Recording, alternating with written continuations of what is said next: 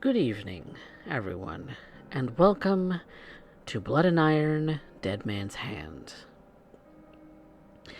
Where we left off last time, our coterie of kindred had been doing some investigating. Alexandra and Aaron and Alexandra and Dorian, I believe it was, were doing some exploring at Aaron's haven with Aaron's permission about some things that may be strange about his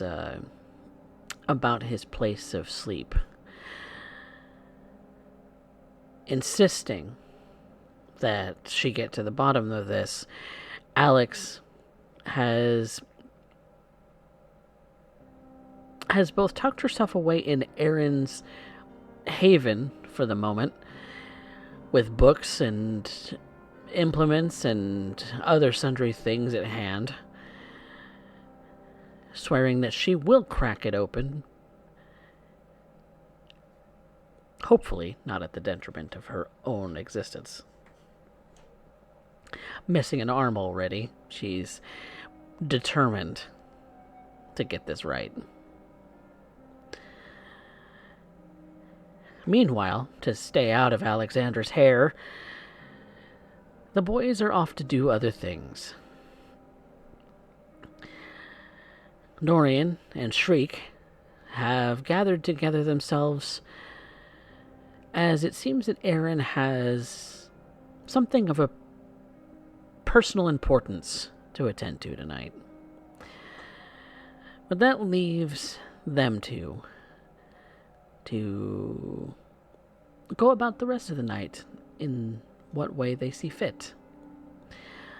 So I would like the three of you to make a rouse check this new evening.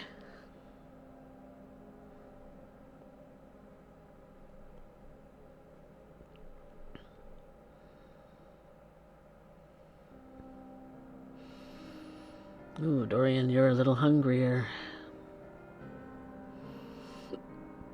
As is Mr. Winters. So, and Shriek, you wake up about as hungry as you were last time. So where is everybody's hunger tonight? 3. Ooh.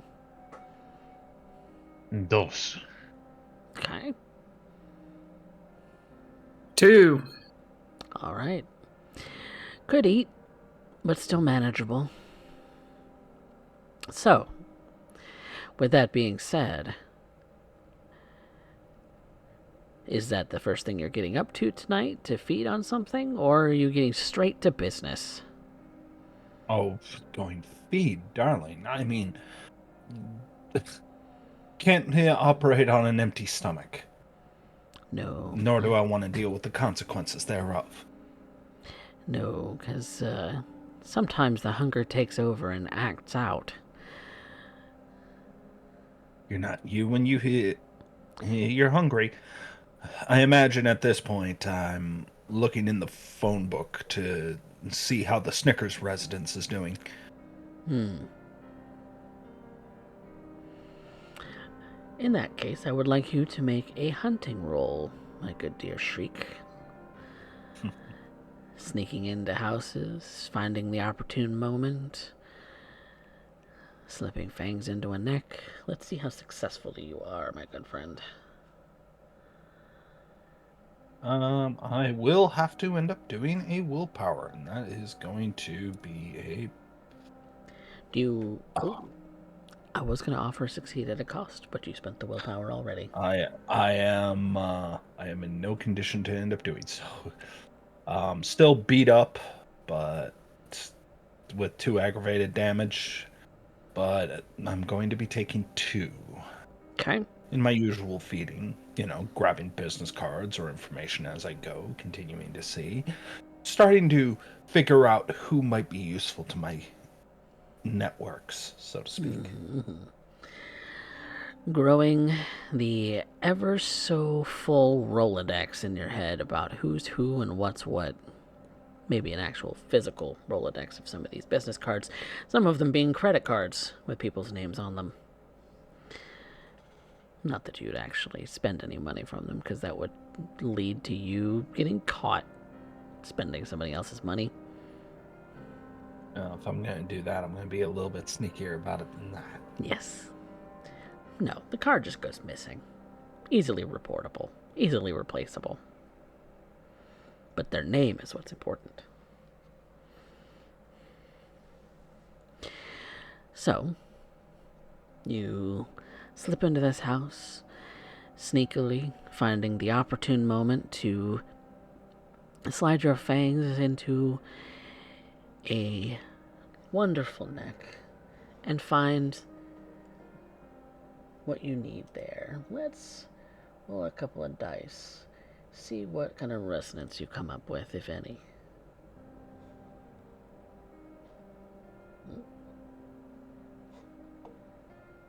It did not roll, did it? Hang on. Let's try this. There we go. Yeah, there's barely any flavor to this at all. This person is probably about as well-rounded as one could possibly get. Normal.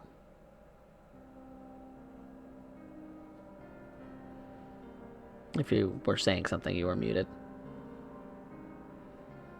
Who knew that well-adjusted would ruin a flavor profile? Yeah, just kind of... Nothing really sticks out. It's satisfying, for the hunger at least. And it at least isn't dead or cold or animal, because you have tried that before. None of that is all that delicious. No, this will, it'll get the job done, but it's not the most exquisite filet mignon of blood. It is chuck steak.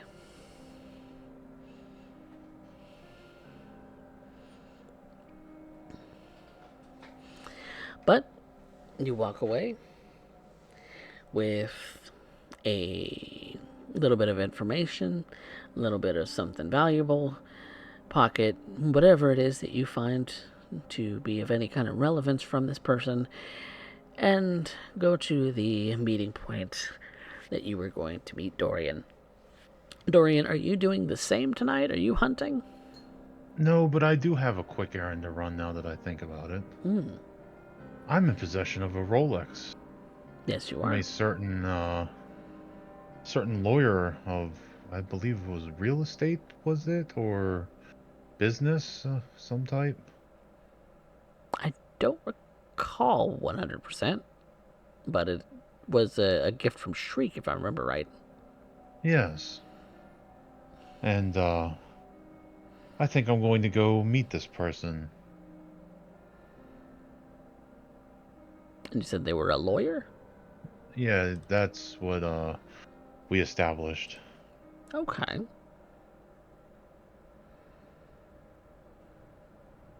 And where are you meeting them? How are you getting in contact with them?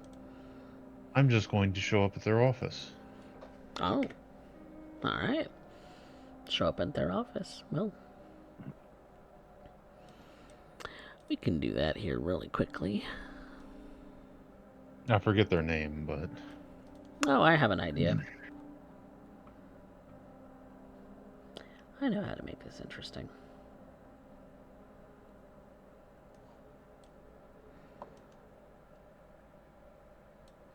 Because whoever we originally thought it was, that's probably not the case anymore. Okay. So you show I up won't at change my plan. so you show up at this office of a lawyer, a law firm that seems to house several lawyers, and several of them have offices here.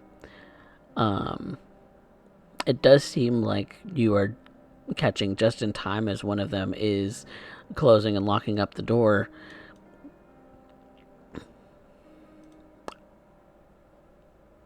and you see a sort of tall man, kind of, kind of not exactly like portly by any means, but he's not exactly thin either. He's about average weight, probably about 6 foot tall. Got some very sort of well trimmed, short black hair, a nice beard, sort of a sort of a sort of a tan colored complexion, and he's wearing a rather nice kind of a mid range suit. It's not an Armani by any means, but it's not something. It is at least tailored. It does fit him very well. But he's just locking the door as you're walking up. He doesn't notice you just yet. What is his name, since I would already have it? Faulkner. Faulkner. Tyrone Faulkner. Tyrone Faulkner. Okay. I am going to just... Good evening. Oh. Are you here for a specific purpose? I'm looking for a Tyrone Faulkner. That's me, but professional business is closed for the night. Oh, this is more of a personal matter. Could I trouble you for a moment of your time? I have a I brief believe you moment. would you like to do this in the hallway, or should we step into... I'm locking up. I have a moment to stand here and talk. I don't have much time. Oh, Must get home. I It's already understand. late as it And is. he'll reach into his, like, inside breast pocket. I happen to come into contact with something that I believe you'd be interested in. And he will pull out the Rolex. What? Where did you find that? Let's just say in some of the circles that I am in, people like to collect these watches, and upon tracing this, it didn't seem to be acquired in the normal manner, and I thought it might need to go home. So you found it in a pawn shop. No, but where I get it from, they probably did.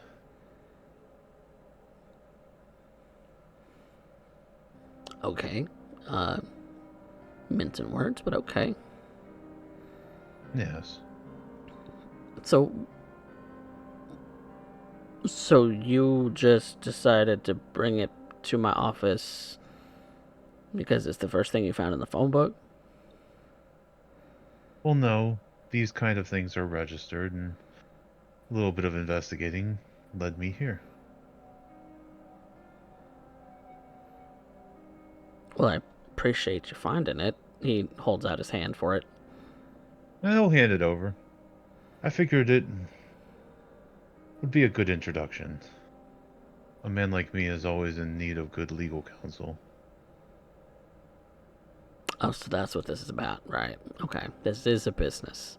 Uh, Maybe the, future business, but I don't like to just base things off of just that. I like to get to know who I work with first. I don't get personal with my clients. That's understandable.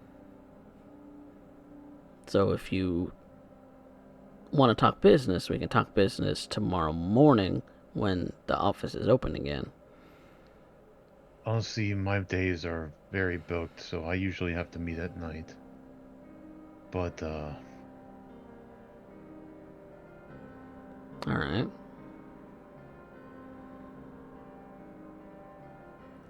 On special occasions, such as if you're paying an extra fee, I stay open late. That is understandable. But I just wanted to make contact. And, well, hopefully this earns some goodwill. And he'll just hand out his things. My name is Dorian Resner, by the way.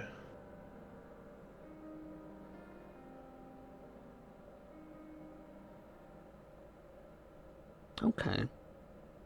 He kind of looks you up and down, noticing that you are wearing a very nice tailored suit, and kind of just looks you over, kind of looks past you to look at your car, and and Realizes I'm serious. realizes you're wealthy, is more like it, and goes to shake your hand. Are you using Blush of Life? Yes, I would be. Okay, rouse for it. Okay, not getting any hungrier. He gives your hand a shake. Nothing seems out of the ordinary with his response to your shake. Like I said, we'll talk business when we talk business, but right now I gotta get home. By all means, sir. You have a wonderful evening. And he'll smile and kind of walk out and hold the door for him. Try not to... I don't know. Try not to come in when we're closed. I will set up all future visits with an appointment. Yes. But this just seemed to be more of a personal matter and did not. I just was compelled to do this. Alright. Well, have a good night, Mr. Resner. You as well. And he walks past you to go to his own vehicle, which is kind of nice. It's not extravagant or anything, but it's kind of nice. Not like yours.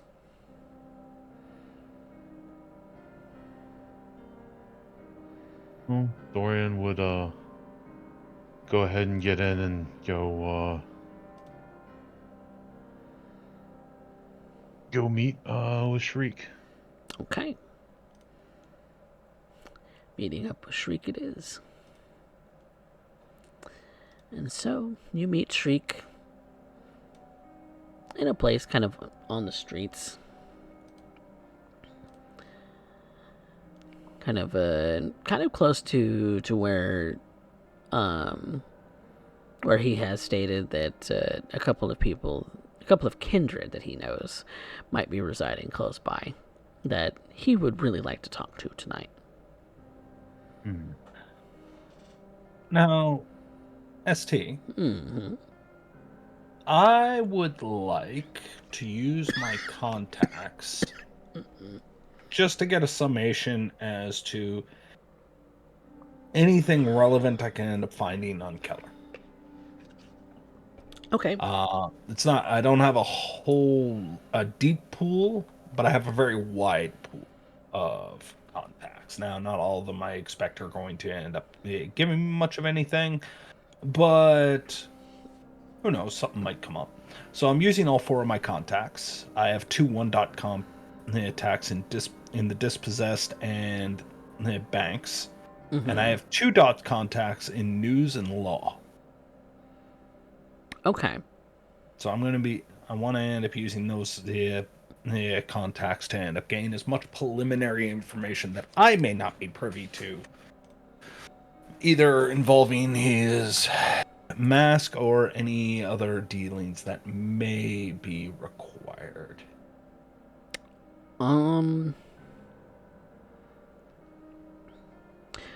As far as... Okay, so...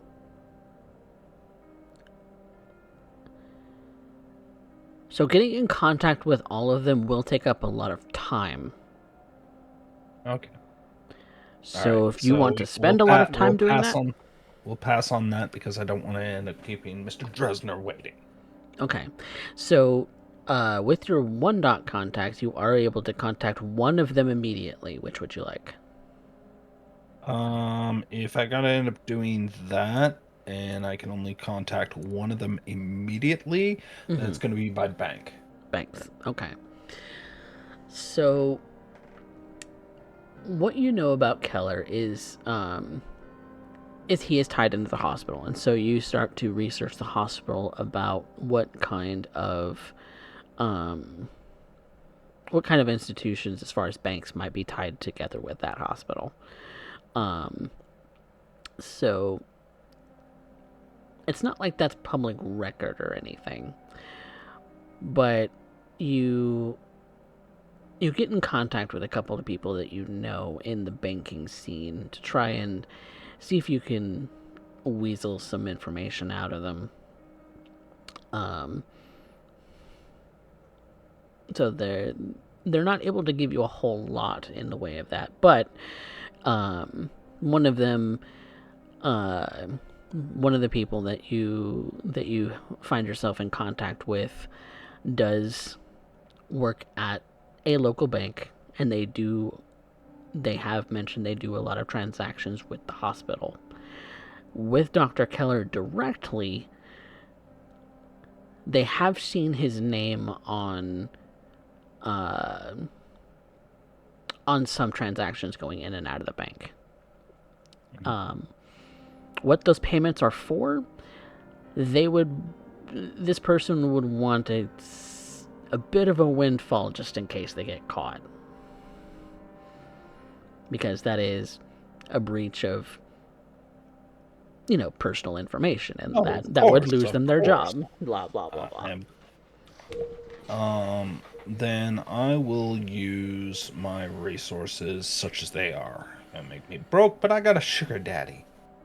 So I will end up doing so Okay. in order to assuage any moral dilemma they may have in what it is that they're engaging in order to expedite the process, shall we politely say. Okay. So your resources, as they are, will be reduced to 0 for the rest of the month. That being said, they indicate that that is enough for this one transaction. And so, the information that they find for you during this period of time uh, indicates that there is a lot of spending going on at the hospital for extra supplies. More supplies than they usually would order in a traditional sort of ordering fashion. You regularly get supplies in and out in hospitals, but there's even more supplies than some other traditional hospitals might order, if that makes sense. So if there's an order for tubing, for instance, there's a lot of tubing going on when it comes to their orders placements, because the bank records indicate this is a company that they order this from, and this is a company they order that from, and so lots of that is going on at this hospital. Okay. All right. It's not much, but it's something to work with. No say on what those supplies specifically are, or It's all hospital related. It's all for, everything seems above board. supposedly, there is a lot of it, and it's for a lot of the cycling out of these kinds of materials for the care of patients. But they would order this amount of materials if they were seeing triple the amount of patients in a night, for instance. So ordering 3 times the amount of product for the same amount of people. Okay. So maybe something's being smalled in or out, since it doesn't quite make sense. All right. Well, that gives me a lead. That gives me a start. Mm-hmm. But See if that I is can what you were able follow it. to garner before Dorian meets up with you. Hmm.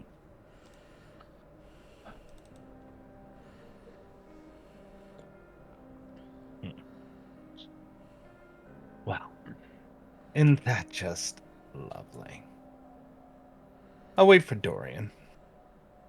Might take him a little bit to end up showing up, but sitting there with a file with the records going.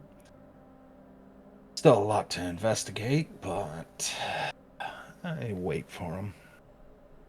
Occasionally throw a gnat out of my fish net because, god damn it, that just gets uncomfortable. Or one that's crawling out of your eye. They always seem to get stuck in the tear ducts.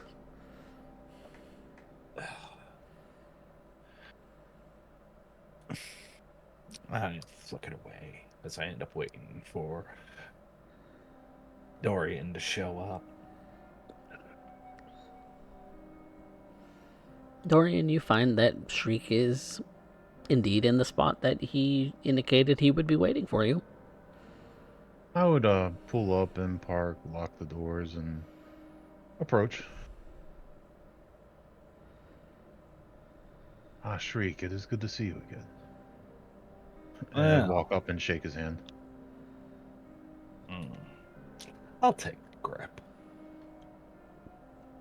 I like that. Okay. I trust that the evening's gone well for you, all things considered. Oh, yes. So far. Excellent, excellent. I myself have been trying to keep him busy. So, you know what brings us out tonight? We were to be meeting someone. Yeah, gonna be taking you there shortly. I just want to end up knowing if everything's being dealt with on the level, so to speak. Can't be too trusting these nights. You know, you gotta be careful what you put your trust in. Ain't that in the head truth? Well, So what's on the agenda? What are we trying to do?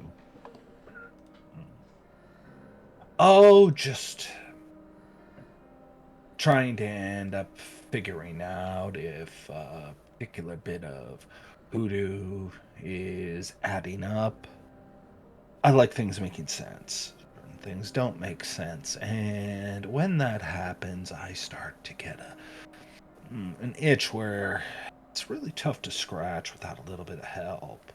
Hmm. Well, let's see if we can't figure this out then. Mm.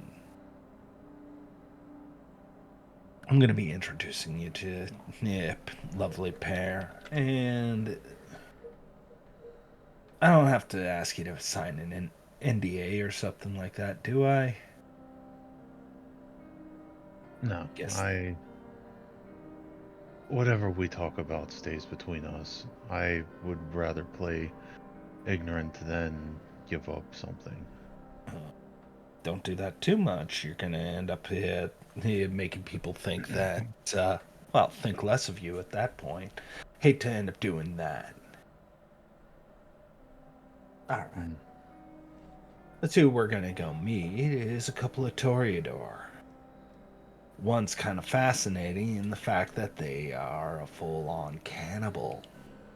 Exciting, isn't it? So she is quite literally a man-eater. Interesting. What makes it more interesting is who they're who embraced them. And curious more on how I got that information. Some things aren't adding up, and I think I know why.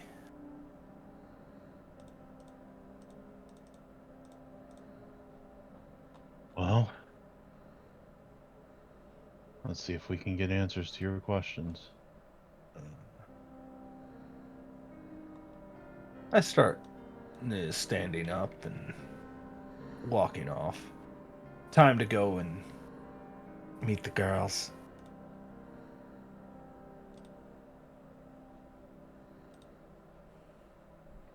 All right. And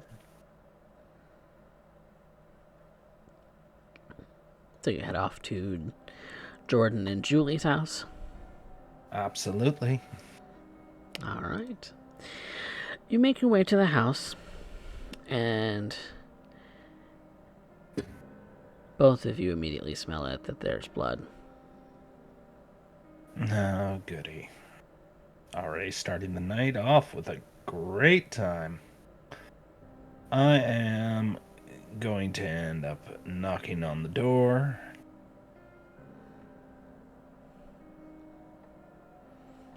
And when the door opens, you do see that it's Jordan's head that's peeking out.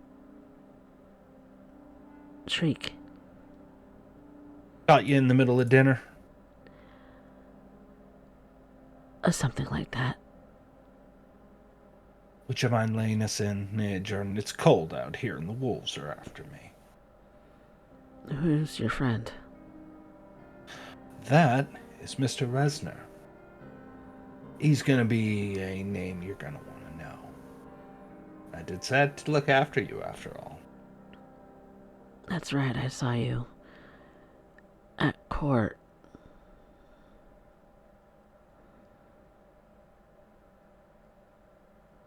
Okay. You didn't. This is not going to be one of those awkward moments where I find out that you ate your sister, is it? No, just that she's in the middle of something. Well, you better let us in then before some people start wondering why it is that you got a pair of handsome solicitors. Fine. She opens the door and ushers you both in quickly. And the scent is even stronger now. Gotta love that. Jordan, Yes. Mr. Dorian Resner of Clan Venture. A blue blood, but he's one of ours. All right. A pleasure to meet you, Mr. Esnor. And which one was this? Sorry, This is Jordan. Jordan, the one Jordan. with the dark hair. Okay. It's nice to meet you, Jordan, and he'll extend the hand. And she'll reach out her hand too, but when you look at it, it does look like it is covered in blood. He would take it anyways. And then, clean his hand later. Julie will be done in a moment. She's cleaning up.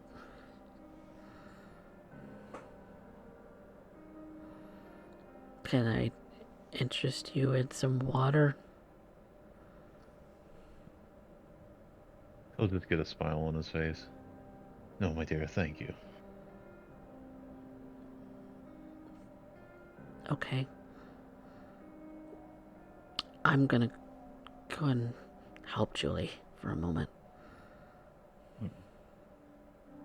I'll be patient. She goes to quickly run off to another room. And as soon as she does that, Freak raises a finger to his lips to Dorian. And I'm going to activate heightened senses. All right. I want to listen in on this conversation. Wits and awareness plus aspects, my friend.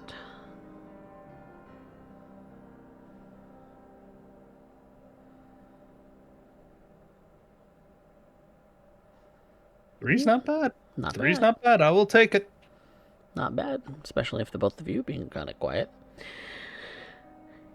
You hear them. You do hear them in another room, kind of down the hallway, talking very quietly to each other. Jordan is informing Julie that that Shriek have arrived with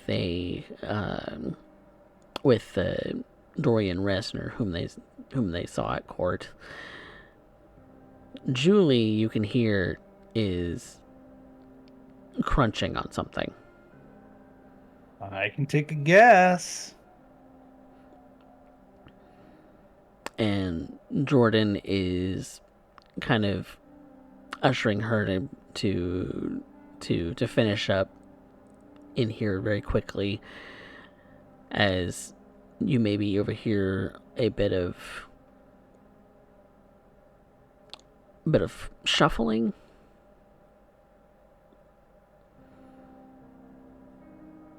You do hear a little bit of like plats on a maybe like a hard floor, like a linoleum or something.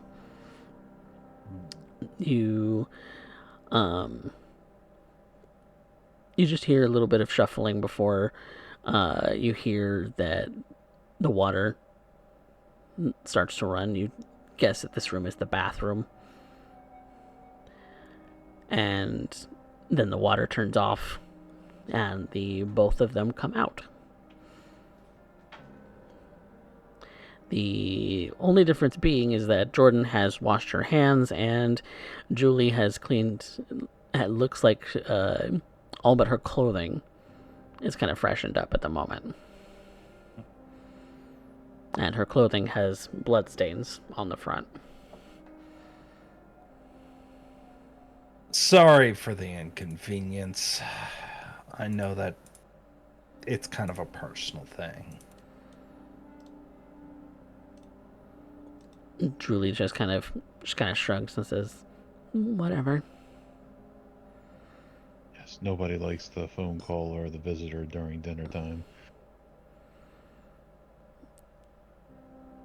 Might we come into the living room and get comfortable? Sure. You hear Julie say as she goes to the living room herself, and Jordan kind of with a hand kind of gestures you both toward it and following you.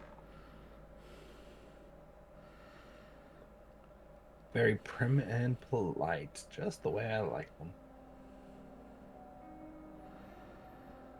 So, it's good to end up here seeing you two. I'm hoping that everything is going all right, all things considered. Yes. Yes, everything is fine. We're managing, which is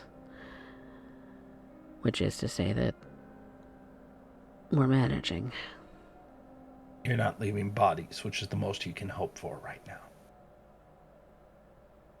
Right.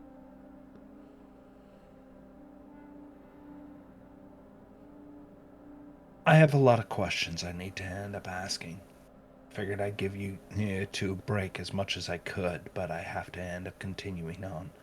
And while I may not be Primogen anymore, there are certain things that I still have to do. Right, I heard about that. Jordan says. Well, at least I came through on my promise. You're both still here. And we can't thank you enough for that. Yes, thank you, Julie says, almost like she's forcing it a little.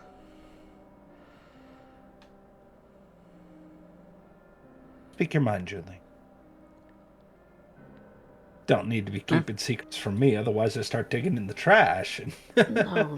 I flirt with the trash. I don't dig in it. No, sorry, I didn't mean to make it sound like I'm not grateful. But nothing. And I guess that's going to be a wit's insight now. Yep. Yeah, I was about to say the same thing. Yep. Okay. So can I use that as a booster at that point? You can both make individual rolls. Okay. Oh, that's 3 not is bad. perfectly fine. I'll take it. I can't push willpower too much, but... And Dorian, you got a 1. Yeah, that was a horrible roll. You can willpower it if you want. Well, I think it fits just because I don't know them very well.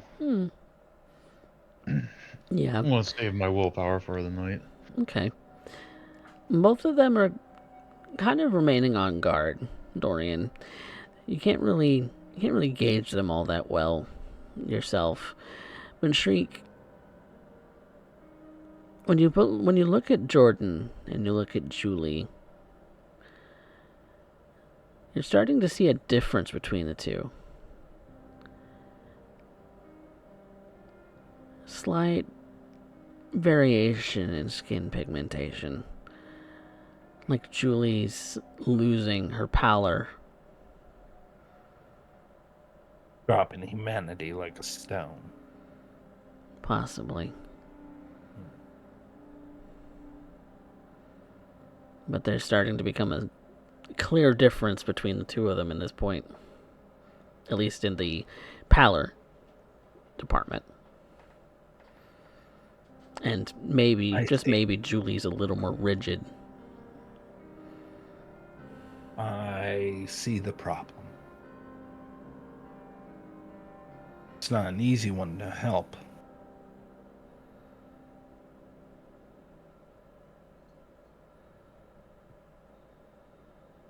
Before I begin, what can I do for you two?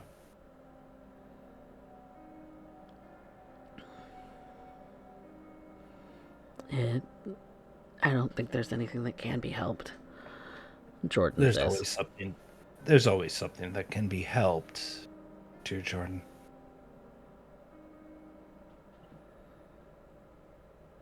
Like I said, everything can be managed. Yeah, and we're managing.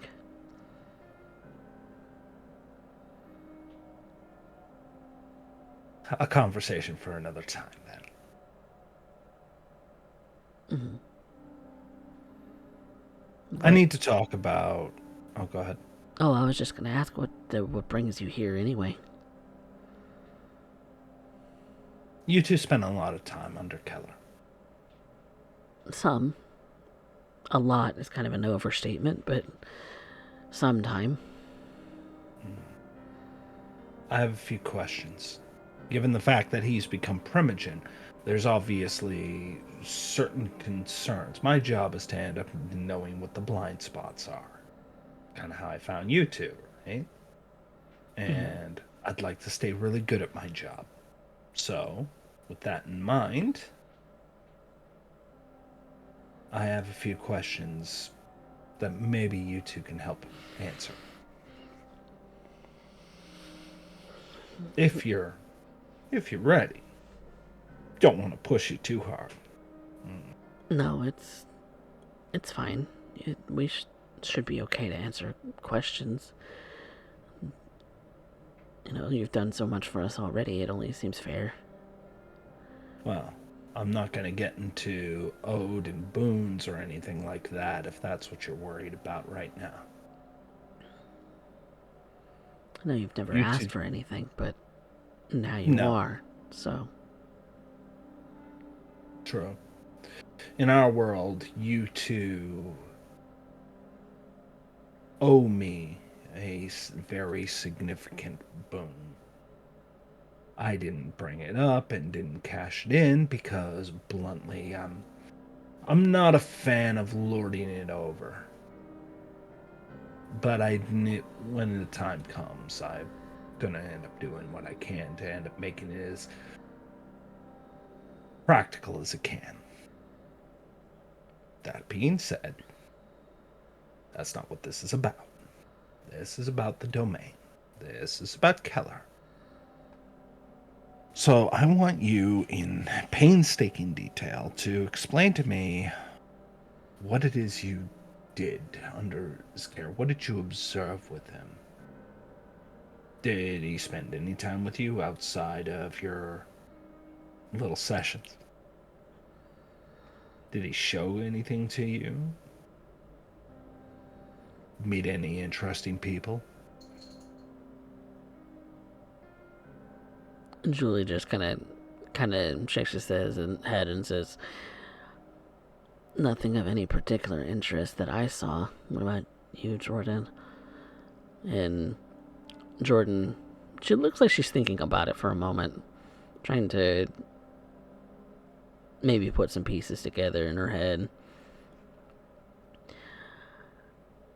"I wouldn't be able to tell you any names because I don't know anyone. But occasionally Keller did have visitors that he deemed more important than us, and would go and spend hours with them." Anyone you recognize from Elysium?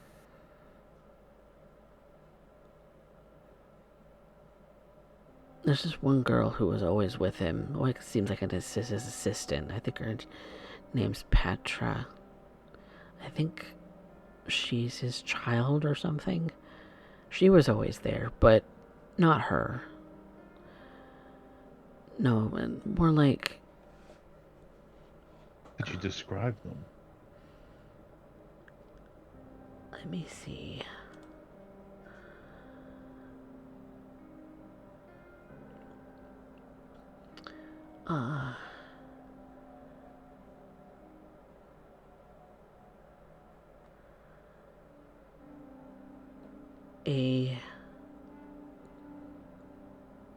As a pair of them. A pair would always come together. Always seem to make the whole room or hallway or wherever it was seem to go just that little bit dimmer around them.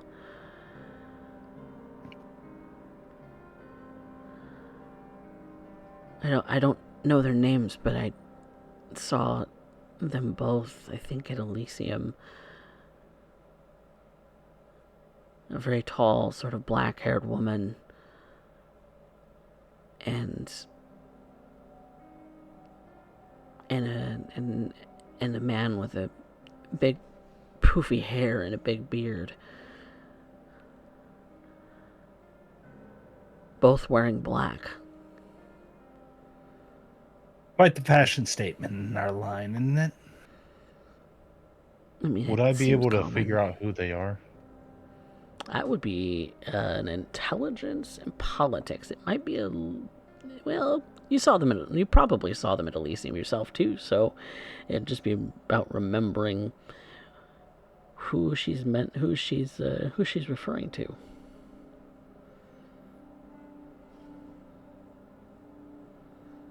Alright, piss on it. I'm going to willpower that. Or you could succeed at a cost. I will hear the cost, you temptor.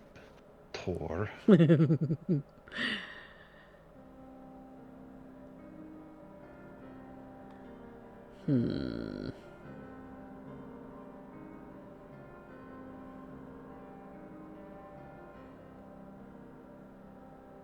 cost is Aaron's date gets interrupted.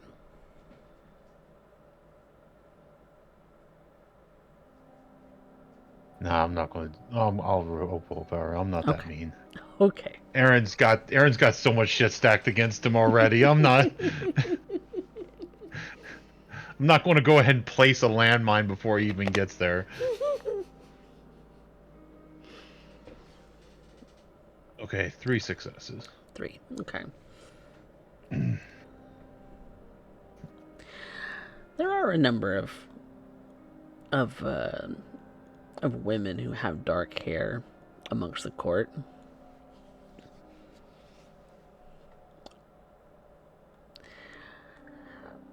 Amongst the Ventru, you would know of Jade. Amongst other members of court, from what she's describing, maybe La Sombra? The Sombra are known to walk in a bit of a shadow no matter where they go. Mm.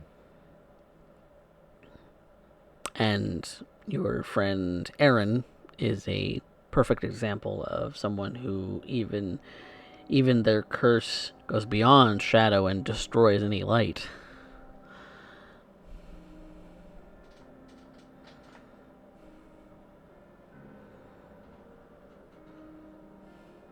So there's a few notable names that you would know amongst the Lasombra, one of which being Isaac Blackwood, but he doesn't have a beard.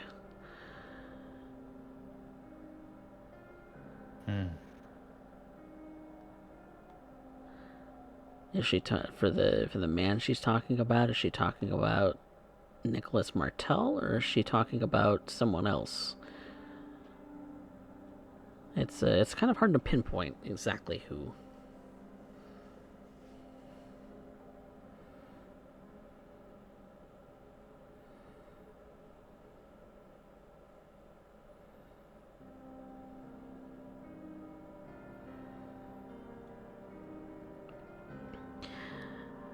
Aside from speaking with those two, he would occasionally take private visits from people I did never get a chance to see, because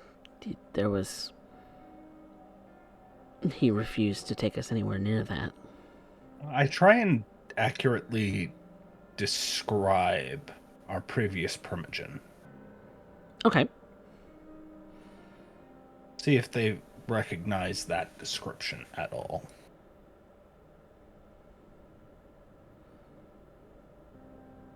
Julie just shakes her head and says, "No, I don't recognize that person at all." Jordan says, "No, wait, it sounds a little familiar. It's hazy."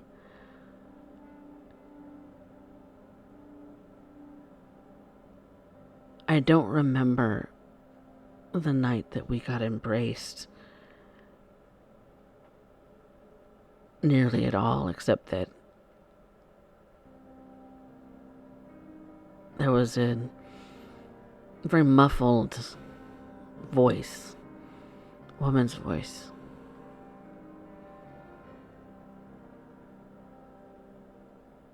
And I remember thinking she was beautiful, but I don't I can't visualize a face.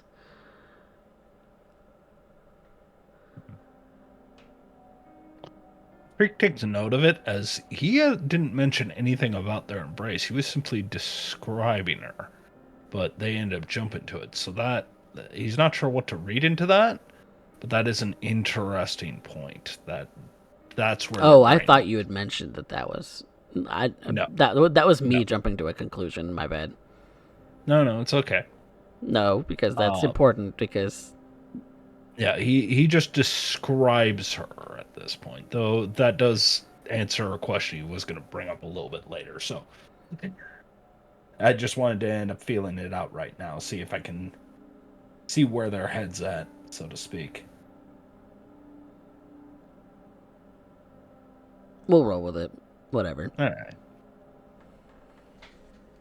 Sorry, I my bad. That's My okay. fault. No, it wasn't your fault. It was me jumping on it because I knew where you're going with this. So, Yeah. Admittedly, that would be a very interesting development where I just describe a woman and that's where their brain goes without realizing that's what their brain's kind of redirecting them by default. yeah, I was, when you say painstakingly describing them, I imagine that was, even more conversation was coming out of that. But, Yeah. But yeah, we'll roll with that. Julie's kind of looking as if she's a little disinterested in the conversation at the moment. But Jordan, for whatever reason, looks like she's kind of hung up on the fact that that's what she's thinking about, even though she can't remember anything why it sounds familiar, she doesn't know. Because the woman's face that she remembers thinking is beautiful, but doesn't remember her face, she's hung up on the fact that there's a disconnect there. So,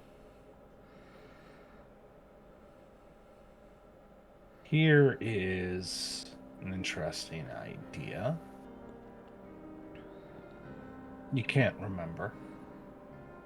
And, Julie, I'm sorry for boring you, but the details are so important in my line of work.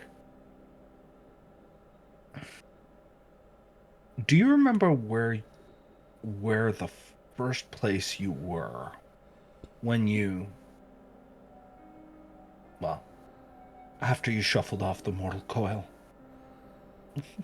We were together in a bed, just kind of lying there when we woke up, I guess. Where was the bed?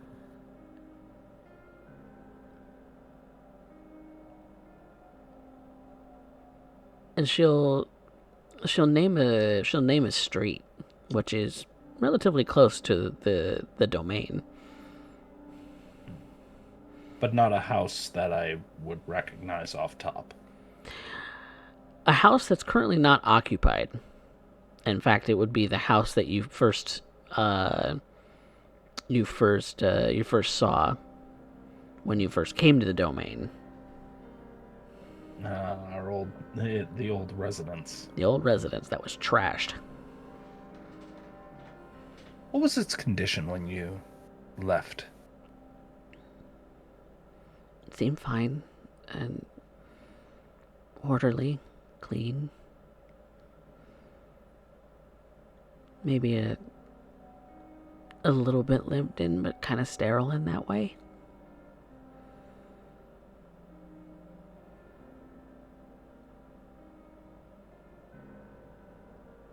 But no one was there.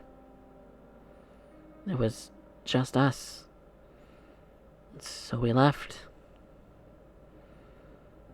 We kind of wandered around a little bit.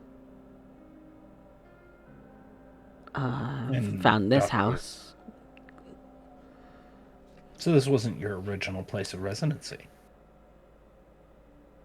No. What happened to the owners? Let me guess. He looks to Julie. You'd be assuming, right?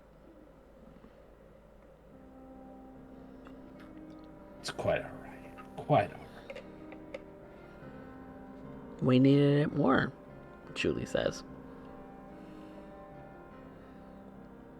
And anything for my sister.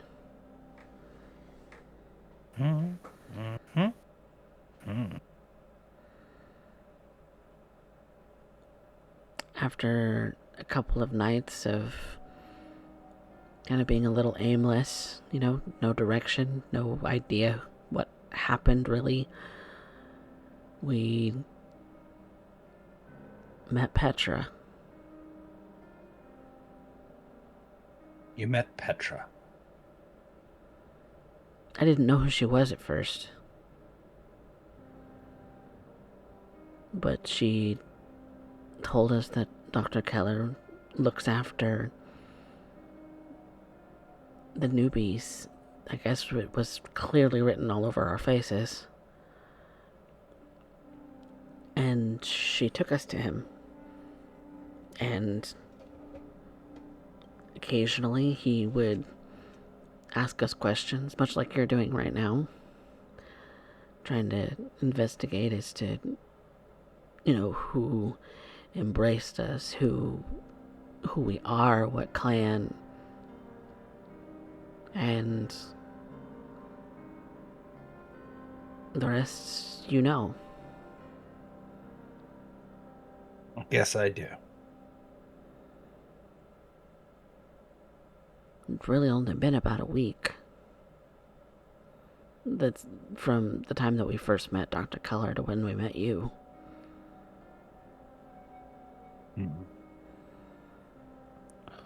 Yeah, no strange things like... He pauses.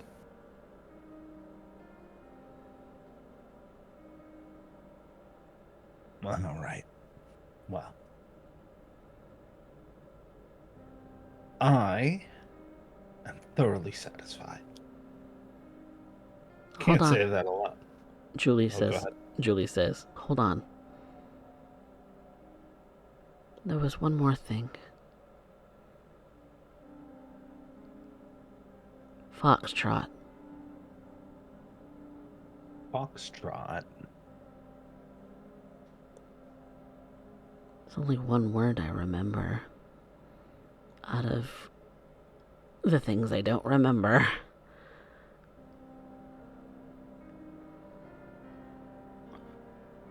If I had to guess, and ST, I'm doing just double check here.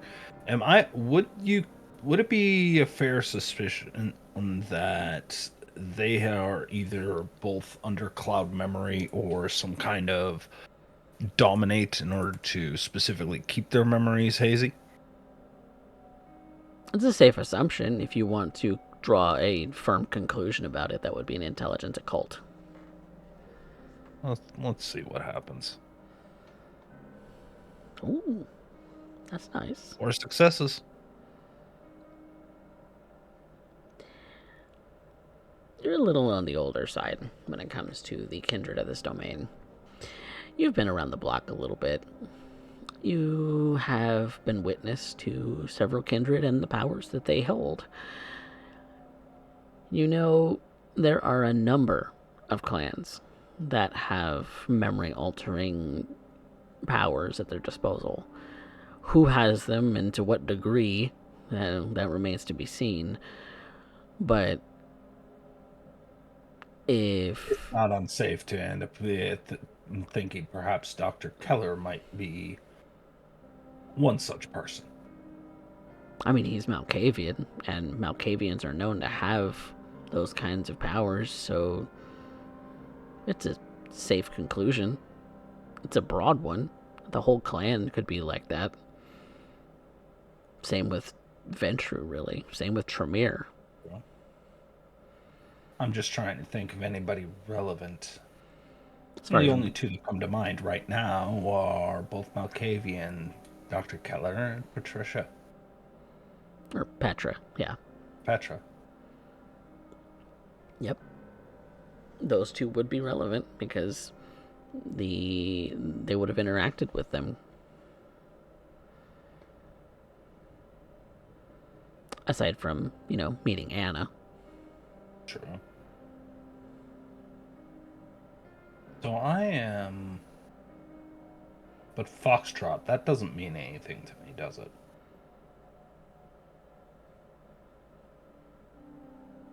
That depends. That depends on what Shriek knows about what happens outside of the Dallas area.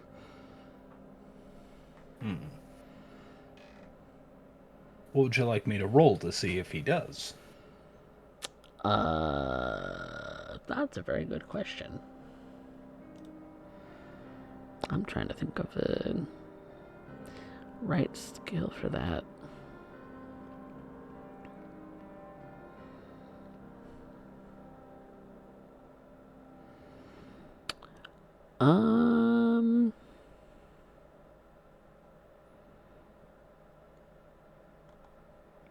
I would say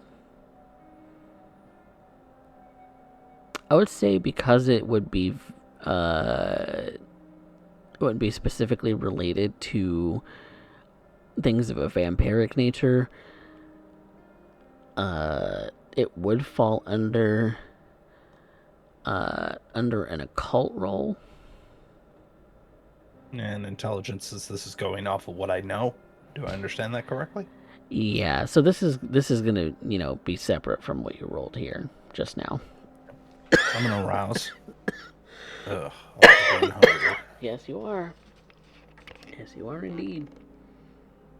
Oof.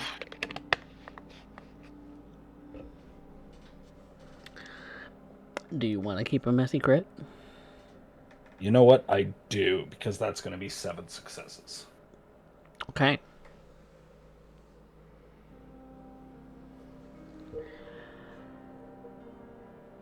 So you start racking your brain, Shriek. You start racking your brain. Foxtrot. Okay, so that's the military phonetic pronunciation of the letter F.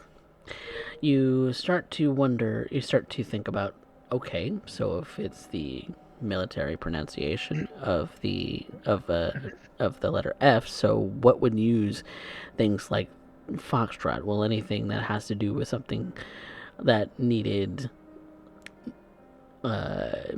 maybe of a military purpose to catalog something.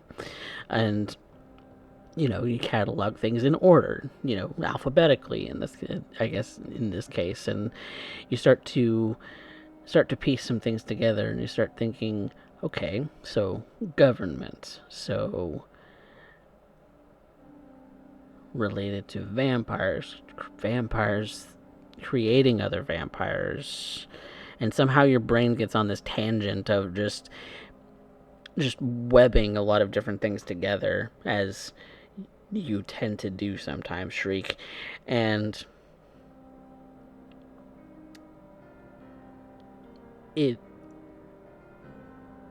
weird because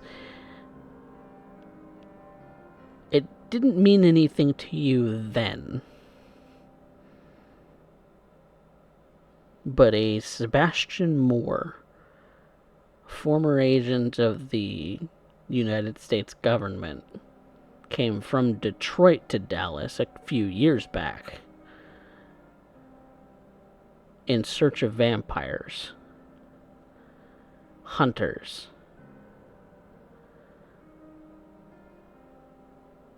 The government is hunting vampires.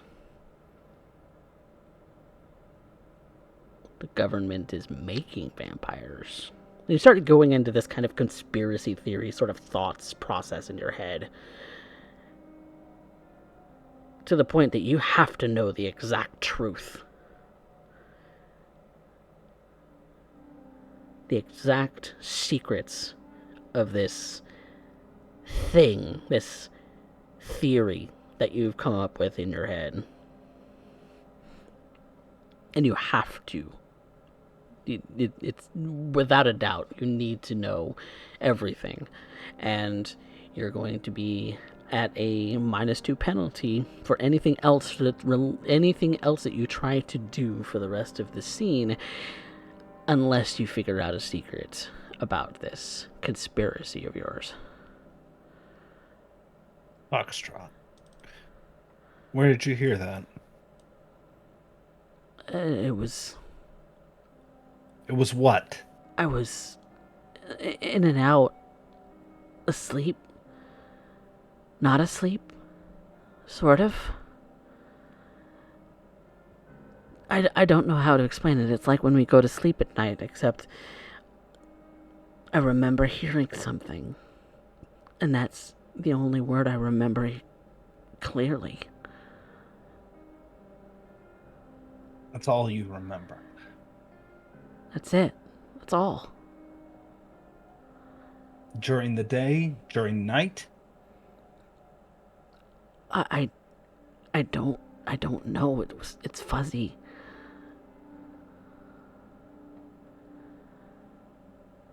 I don't know.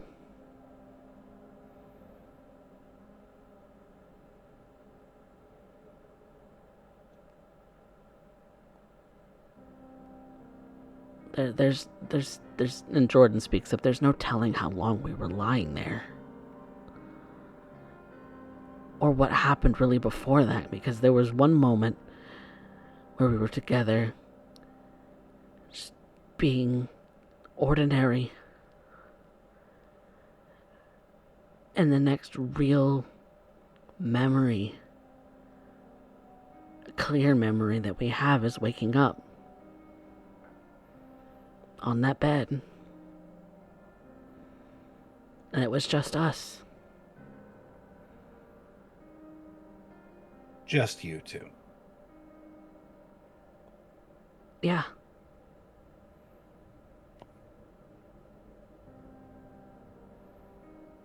So, Coffee, I'm going to lay out an order of operations to you, and I want you to stop me if I am mixing anything up. Okay. Order of operations. These two are embraced by the former Primogen. That I know for fact. That you do not know for a fact. Okay. You know that the image that Alex got Yeah, for the person that was their sire, the best that she could might describe the Primogen. because I remember Keller saying that was the case. And he But I might have don't. said so. I don't know. I don't recall. It's okay. So I'm going to take that as unreliable narrator at this point. Okay, so It's that possible part's based on theory. all the descriptions that you've had of of Brucato that you have, and of But the without me. person that Alex has described to you. It is a distinct possibility, but not 100%. All right. So they're at the Primogen's place. That it corresponds to that theory at the very least. It So correlates. Yeah. correlates. Then they're embraced. Mm-hmm. They hear Foxtrot at some point. Mm-hmm. Then they wake up realizing that the vampire's in a strange place. Yes. But the place hasn't been demolished yet. Correct. Then somebody came in, wrecked the place. Then we got there. Yes. So that's the order. Yep.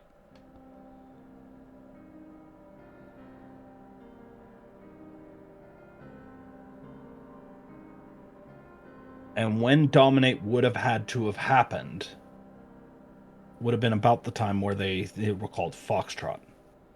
They overheard something they weren't supposed to. It's a distinct possibility. So, with that in mind, somebody already knew they were there. Likely kindred. And then they were found.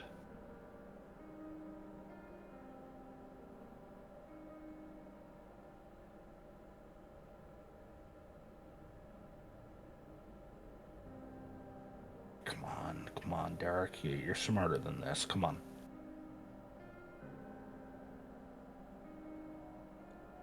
Is Shriek saying this out loud for Dorian to be able to help him piece it together? No. No. Just keeping it to himself. All right. Yeah. I, out of character, am trying to figure this out because I know Shriek's intelligent, but I'd like to be able to end up putting things together based off the pieces on the board rather than roll together. So, with that in mind, if my theory is correct, if the order of operations is important, because if that's the case, Keller was there.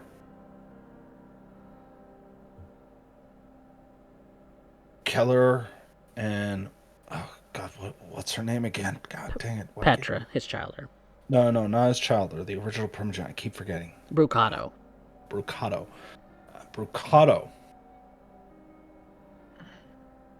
They had some kind of involvement with the Second Inquisition. Things went south. Also remember, you did find her note at the start of this campaign saying that she was being hunted. Yeah. Coffee. Being someone that knows Dominate, yes. Can I recognize that they've been toyed with or make any... could I help try to unbury a secret in their head? Given that you know how Dominate works, unburying a secret is like unraveling twine that is so knotted together that it's indistinguishable from itself. You'd probably turn their brain to mush before you found anything relevant. One of the things that makes Dominate so goddamn dangerous. No, the like right now, okay, I feel like you've already placed all the pieces I need. I legitimately feel that's the case. I'm just not sorting it in order. But if I understand it You have it. correctly, You when have it she in a good says order. You have the pieces in order as you she think knows they. she's being hunted, Mm-hmm. but she left the keys. Mm-hmm. Now, if my theory is correct, the order of events go like this. Bricado with Keller are both inside the house. Bricado doesn't fully trust Keller, but needs Keller. Needs Keller for what? What? Needs Keller with these two. And What is Keller embrace known these for? two. Psychology. No. No. What is Keller known for? Kindred-wise, he is a blood smuggler, isn't he? That's the rumor. He's a blood What? smuggler. So he needs... What does he need from Bricado? Maybe she got wind. He has a lot of supplies coming in. Maybe he's doing some kind of experiments or something. And she got wind of something that he's working. Maybe he is working with Inquisition. But he wouldn't have left those two alive. He let those two live. If I am understanding this, either him or Petra were in that room when these two were embraced.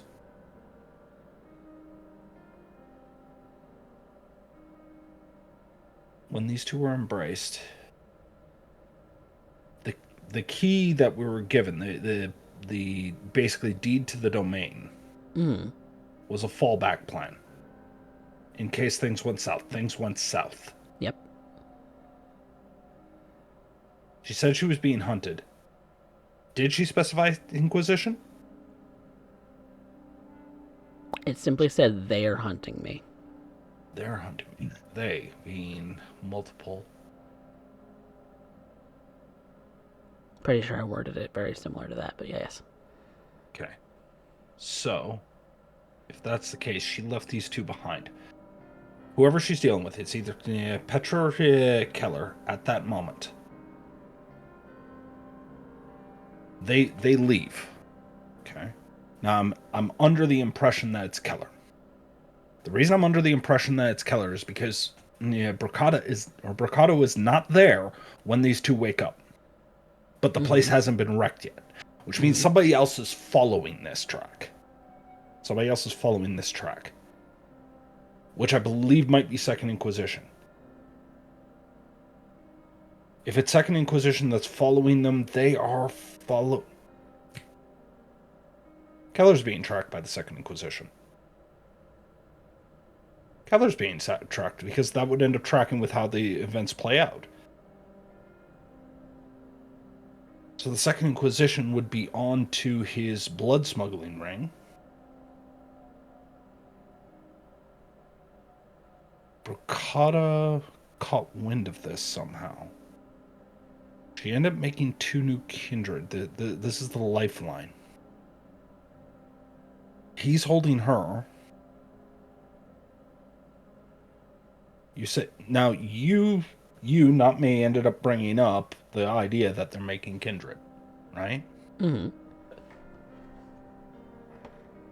Because that's the rumor that you've heard.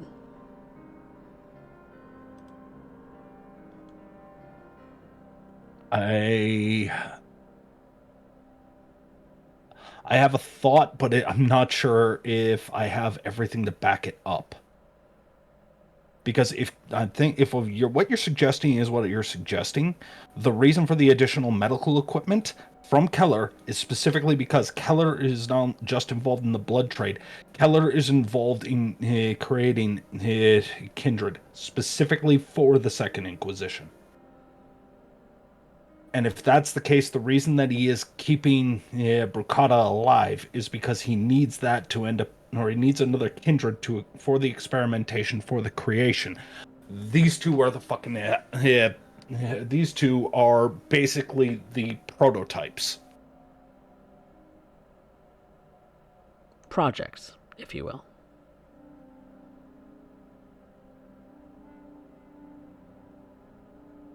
Fox and Heller is the Chop. one that's making Second Inquisition, Kindred specifically.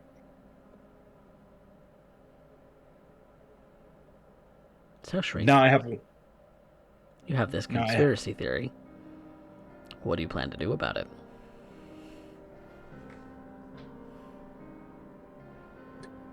I plan then here.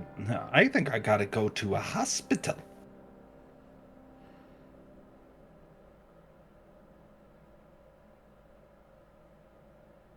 That being said, I think there's a date we should get to. Hi, Aaron.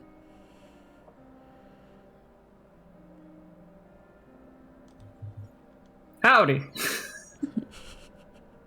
Things might be a little complex, a little less complex in the realm of the La Sombra and his date.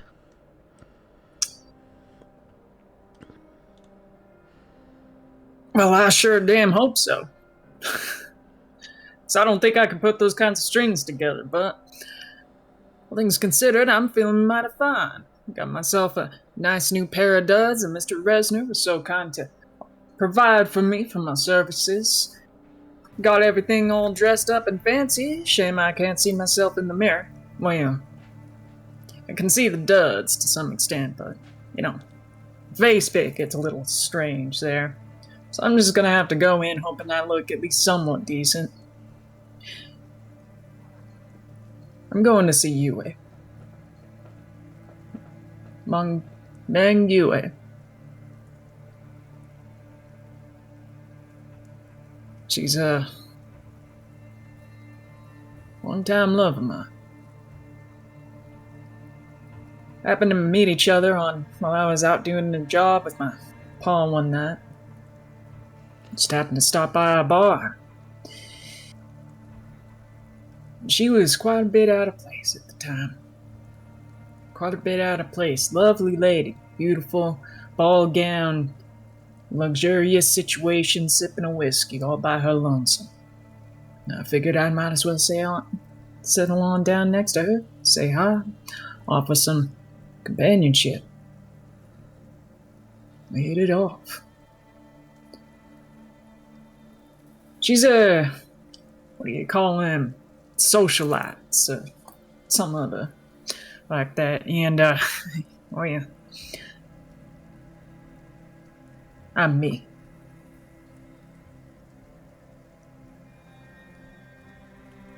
Father's part of some big old tech CEO or some shit. And all I'm hoping tonight, every night that I see her, is that I'm able to offer her the life that she do deserve.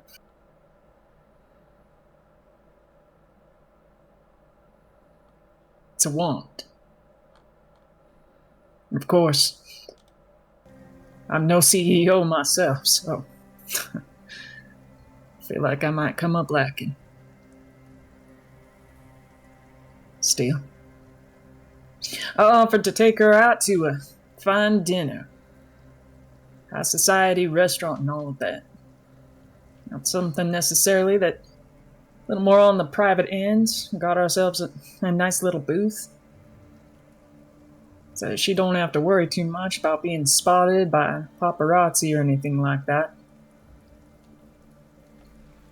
Small, niche, fancy.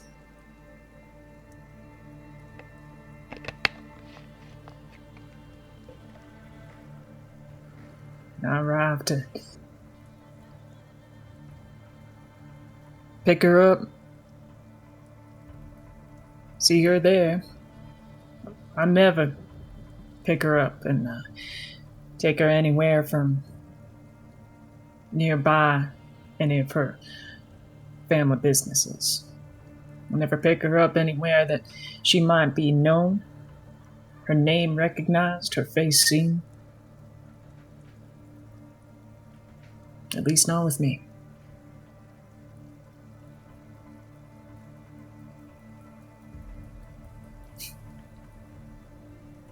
She This climbs is me into your trying.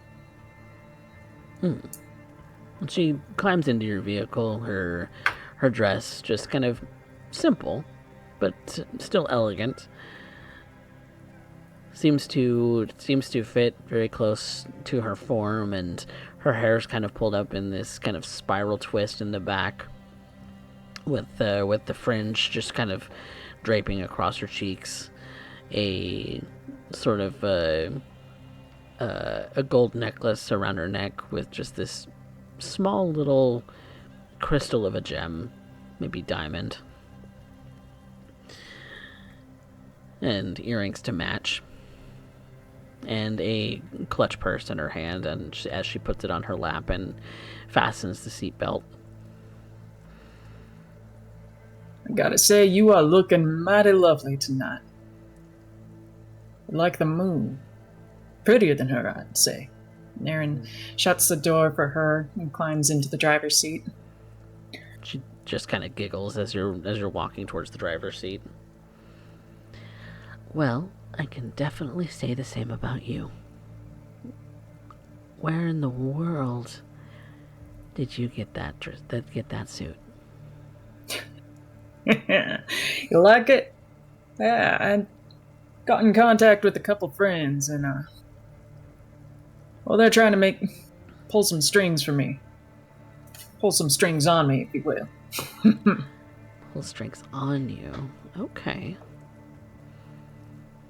Well, I'm not entirely sure what you mean by that, but it looks very nice. I think the one thing you missed, though, is that the edges of your beard could have used a little bit of, well, straightening.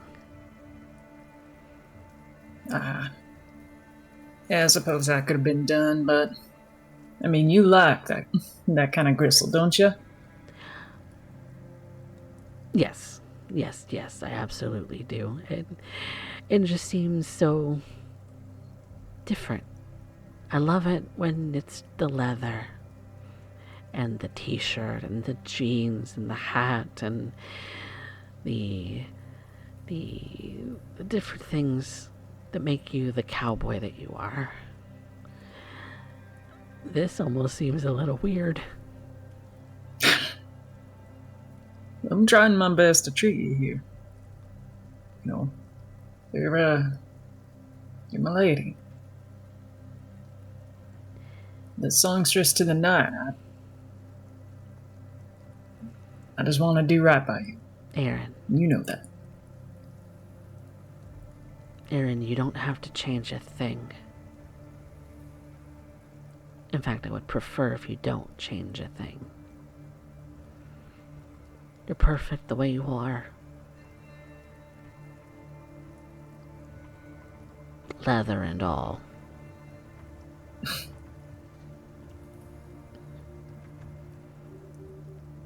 This is a nice change of pace, but don't make it the usual, okay?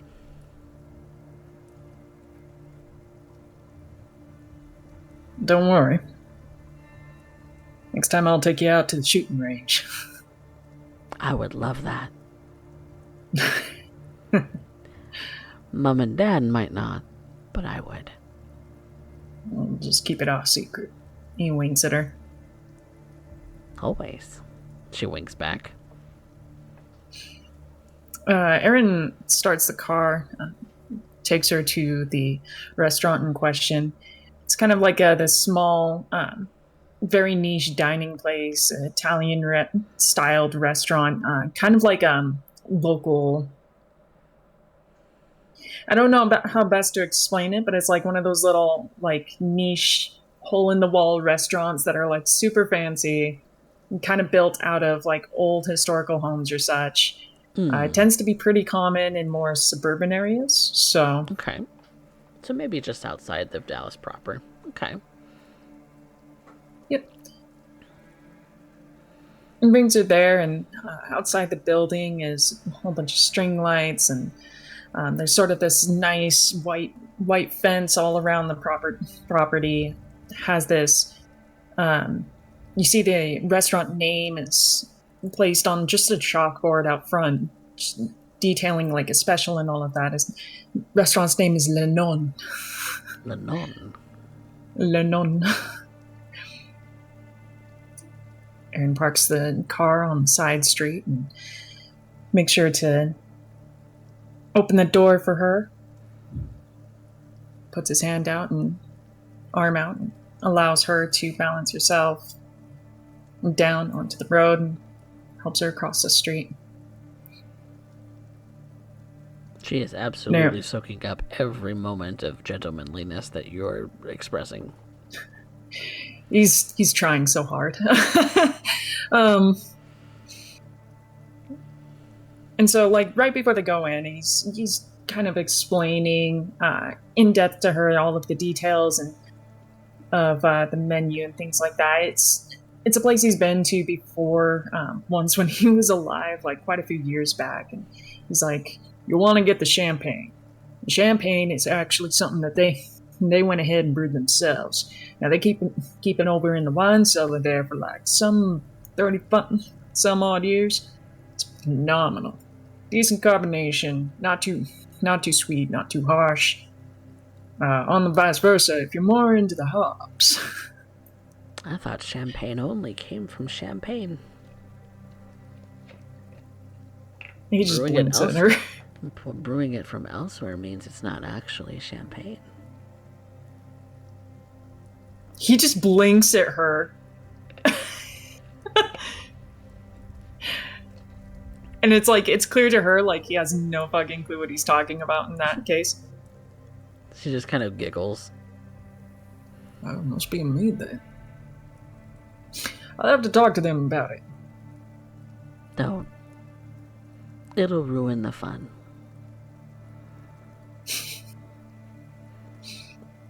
If they want to call it champagne, they can call it champagne. Only the most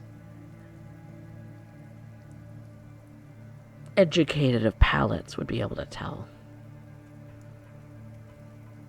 Well, I guess if to all the non-educated, we can just be out here calling it Champagne instead. Oh.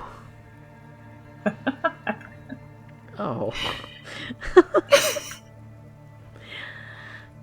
Goodness gracious. What am I going to do with you? He opens the door and ushers her in. Fair enough. And she walks into the door and walks with you. The host takes you both to a little corner table that you could sit at, and sets the menu in front of you. And much like any kind of nice restaurant, the menu really only consists of several different meals that they specialize in, where you have a beef option, a fish option, and a poultry option, with an appetizer and a dessert afterwards. With a variety of wines and champagnes to be able to serve as drinks, as well as water and tea. But it looks. I'm gonna go ahead and browse to have myself a blush and laugh there, so I can actually feign this whole project. Mm-hmm. And Yue will order the fish. Oh, thank God. You are not getting hungrier for rousing.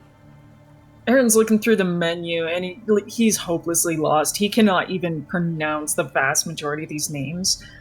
And when the waiter comes by, he kind of, somewhat almost childishly, just like points at the menu. I'll have the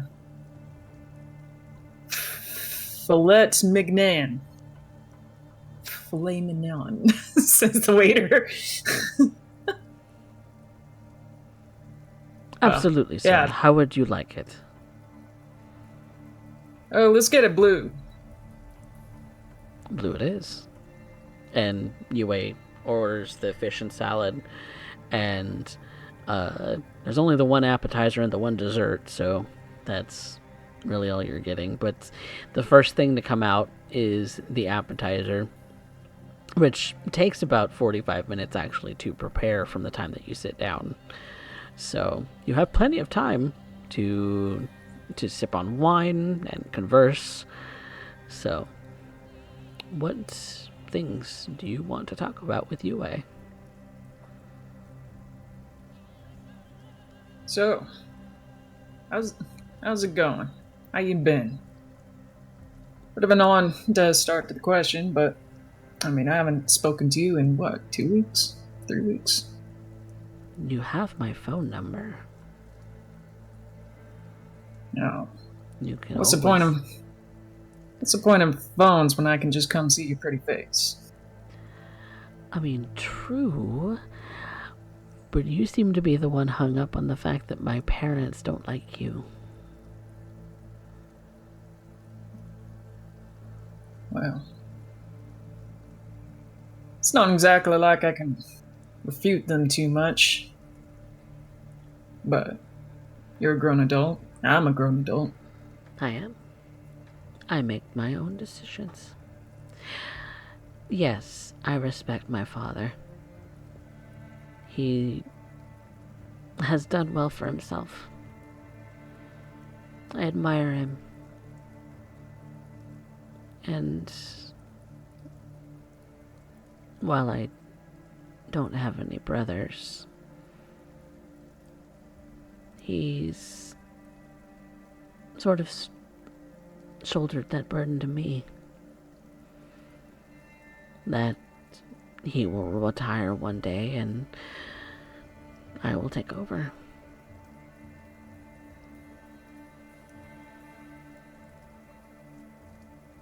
Yeah. Yeah, I heard about it. And so he wants me to marry well, and he wants me to marry Chinese, and he wants so many different things for me that I just don't want for myself.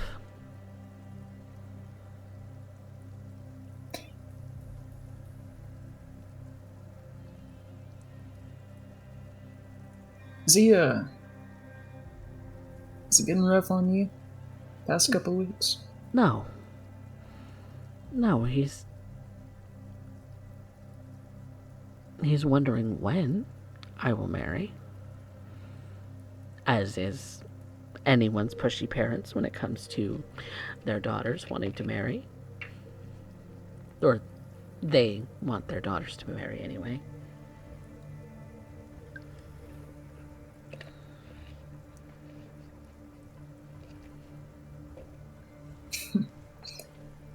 Well.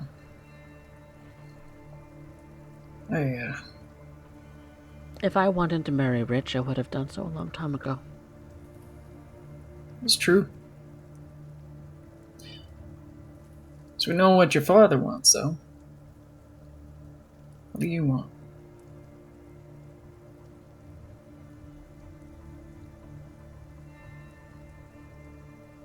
To be free.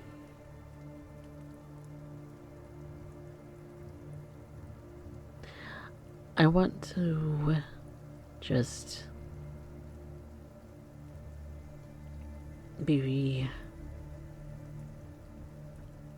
be for a while before my father retires, but he would say no. I know that for a fact. He has been gearing me up for a promotion, actually. Promotion? Yes, right now I manage just one branch here in the US. He wants to make me director. What? What? I don't know whether I should be congratulating you or I don't know. Maybe I'm a little bit remiss to say I think I'm worried I might not be able to see you as often as I do. What does director necessarily mean? What does that entail? A lot of travel. A lot of going back and forth between the head branch in Beijing and coming to the United States to the various branches, to managing and training and seeing a lot of different people, mingling, doing a lot of work, long hours, long time away from home. So I wouldn't see you that much often.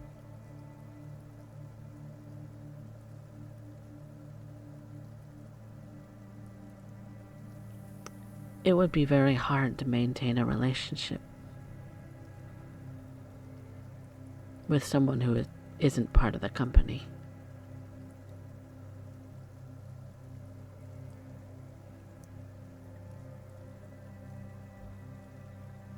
Aaron is shifts in his chair. He's just kind of like swirling his glass around. He goes ahead and takes a sip before setting the drink down. What-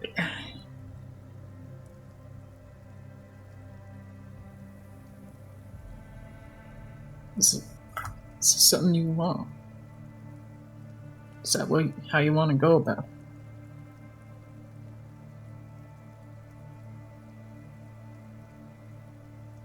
But when is this starting?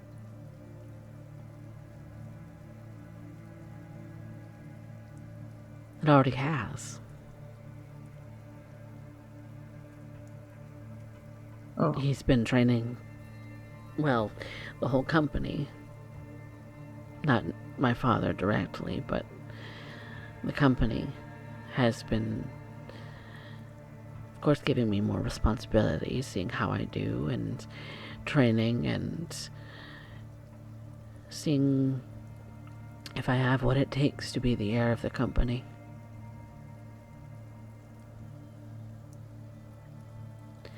But if I'm honest, Aaron,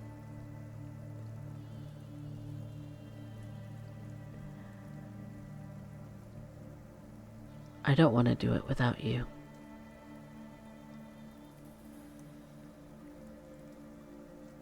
I don't want to do it without you either. Yeah, I mean, you're the love of my life. He puts his hand across the table and to hers, holds her hand and gently massages it. I'm not ready to let you go yet, or any of that. I know you got responsibilities, but hell, I don't want to be done with this. I don't want to be done with us by any means. Neither do I. Maybe we should run away.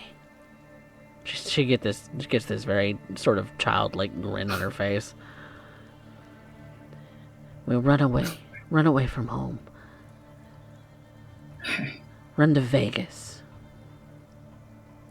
Oh, hey, I could do a hell of a lot better than Vegas.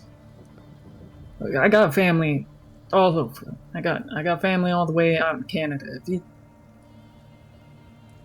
you want to elope, I can make it happen. You would do that You know for that, me? right? I'd do anything for you.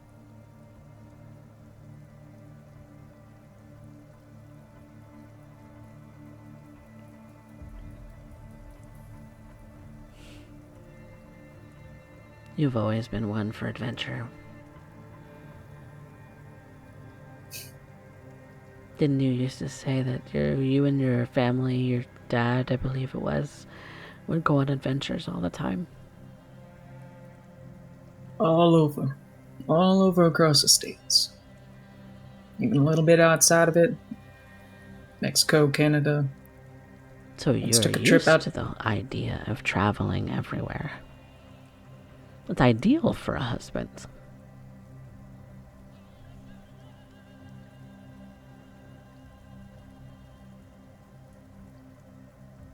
Because you could travel with me.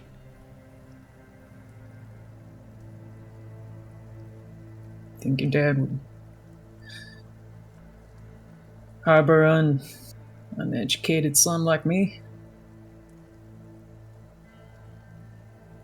What choice does he have if we do so in secret?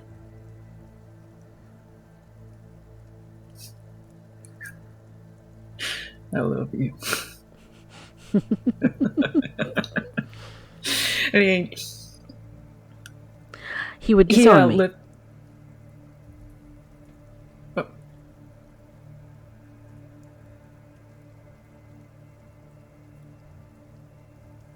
He would very likely disown me.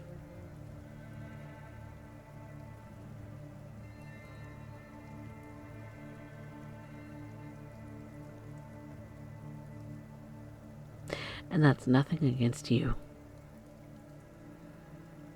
It's because I would be a daughter he can't control.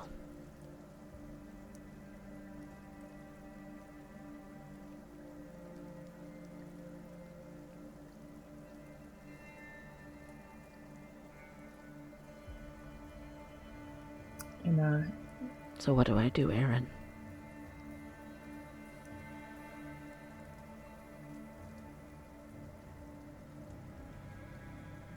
I can't forsake my family. I can't forsake you either.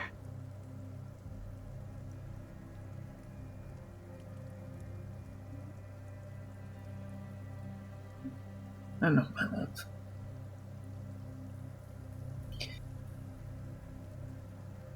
I can't make that decision for you, though.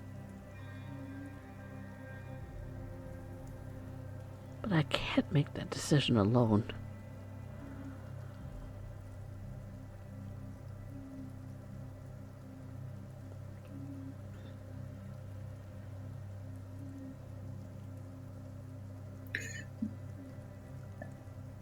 Tell me what to do.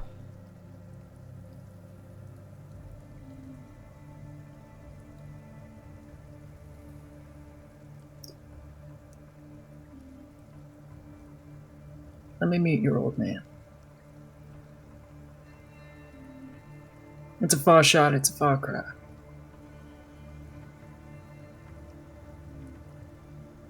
But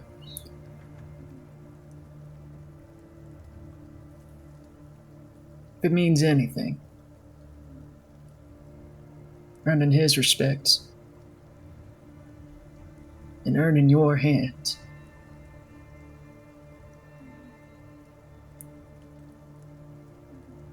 it's a duty I'm willing to take on. You don't want to make that decision alone, then don't. I may not be the most luxurious or gentlemanly, but Our candle just went out.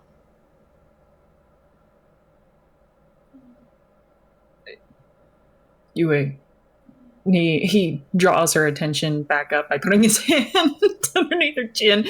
Like,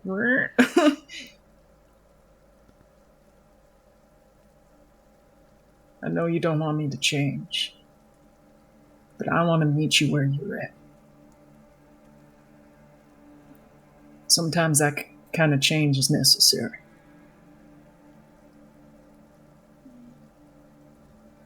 I will do what I can to be the man that you deserve.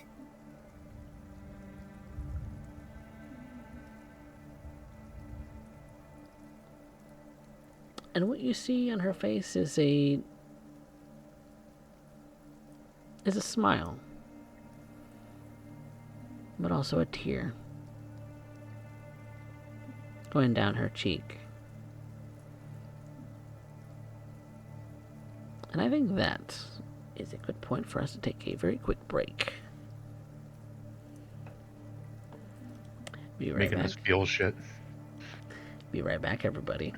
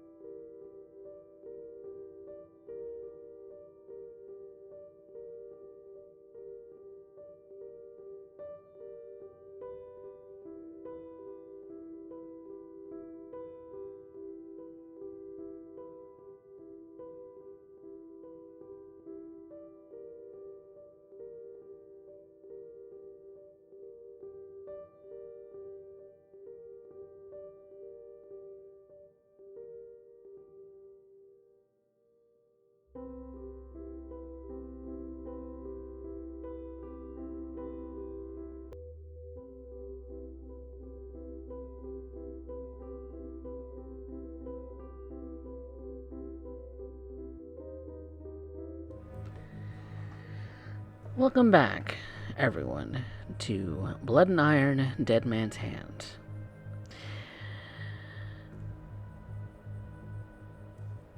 Aaron is on a date with his girlfriend. And in the meantime, while he's spending maybe several hours entertaining the love of his life and unlife,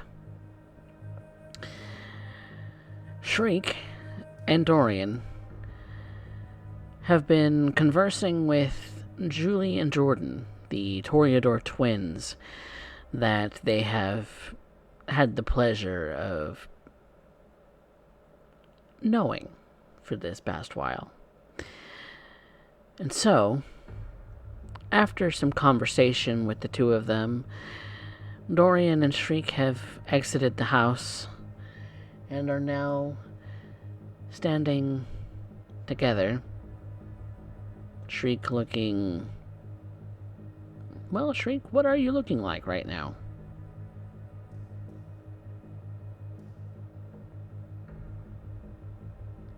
Well, usually in my usual rags. More than anything, I'm looking distracted.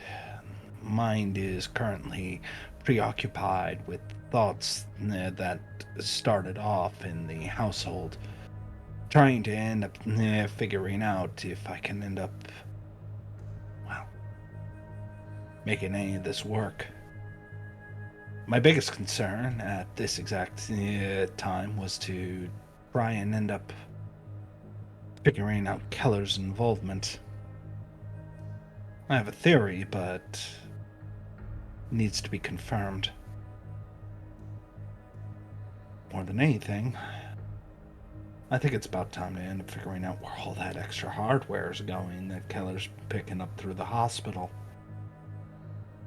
Probably not in the hospital, which means it's going to an off-site location. Off-site location that happens to be somewhere in his domain. He's going to want to end up keeping well, he wants to end up keeping an eye, of course.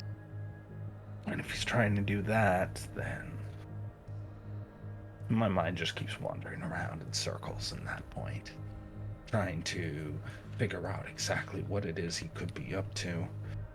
Though I already have my own fears on that regard, and what that could mean for the Camarilla as a whole.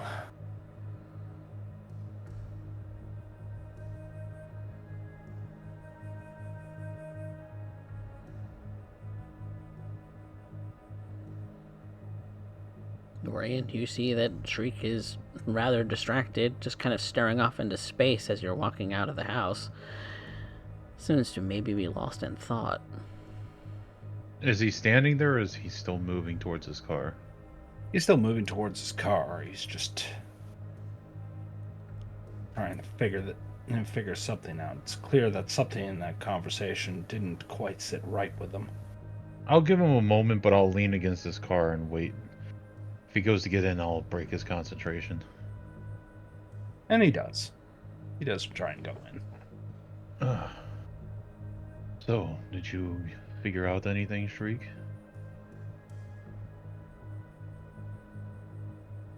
He shakes himself for a second.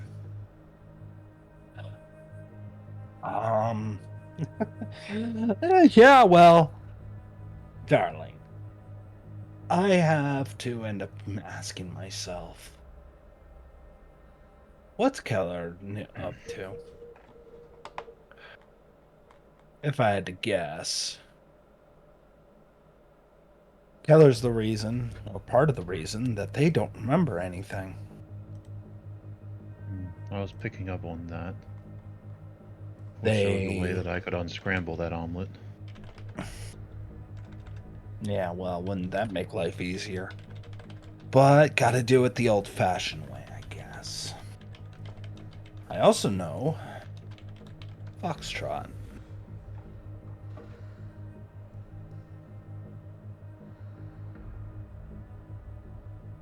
It's a That- designation. It's an old ghost.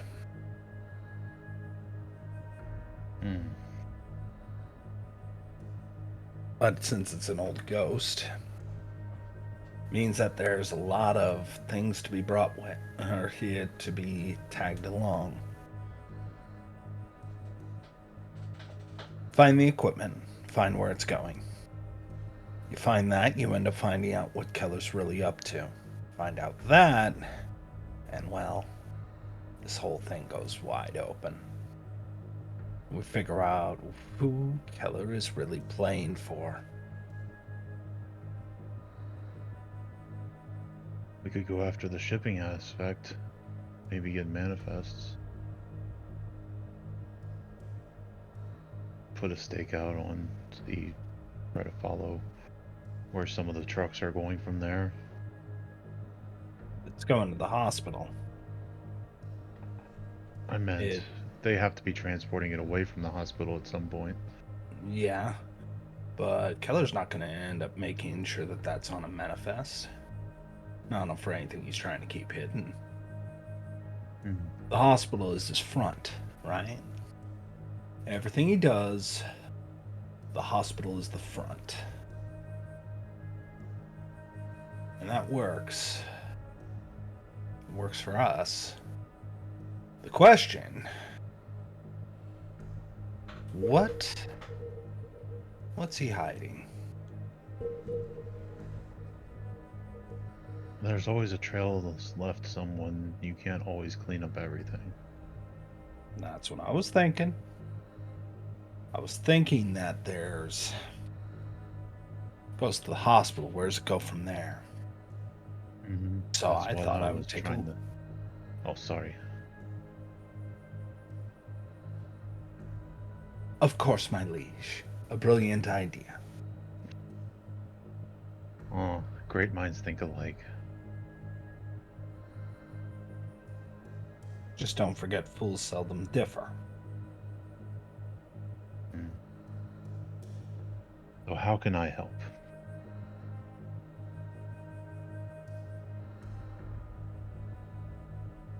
Right now,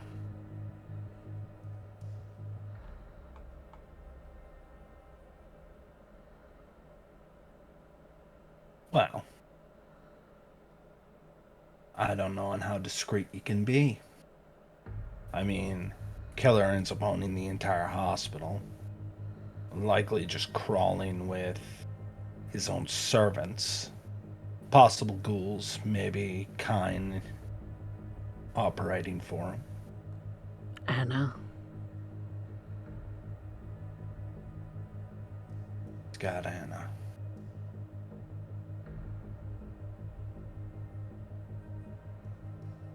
I'm not particularly sneaky, but I can talk my way through most things.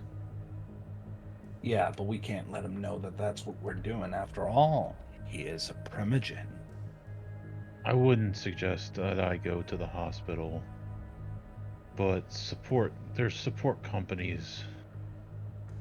A random person asking questions there.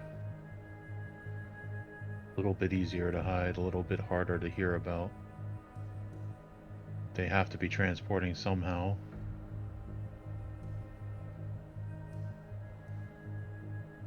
You think you can find out? I could go talk to the ambulance companies or some of their freight companies. It's not the ambulances I'm concerned about. But if you Well, think it's a lead worth chasing,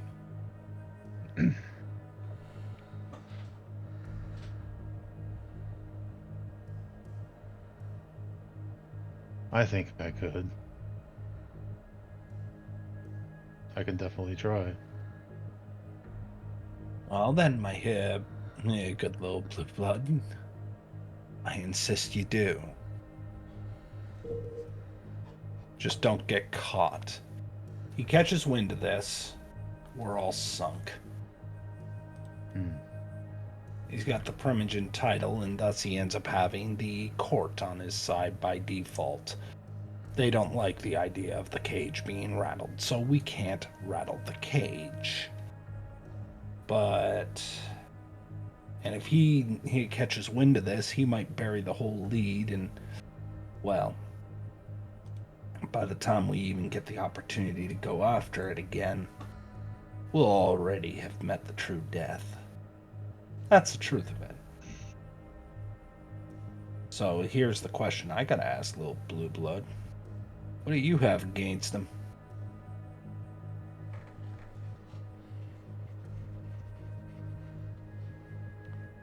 Hmm.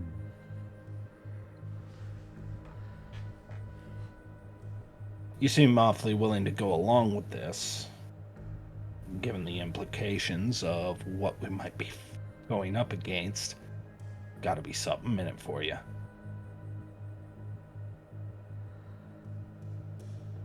Let's just say that I don't like how he runs things. You haven't seen how he runs things. I don't like the way that he treated me when we first met. And that's enough for me. I think, at least from what I've seen,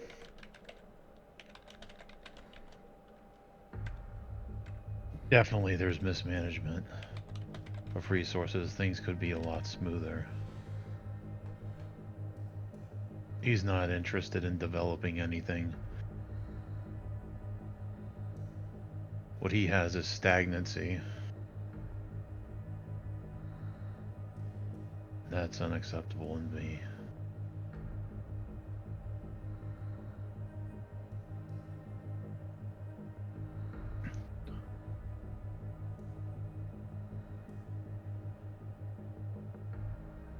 Guess I'll go with that for now.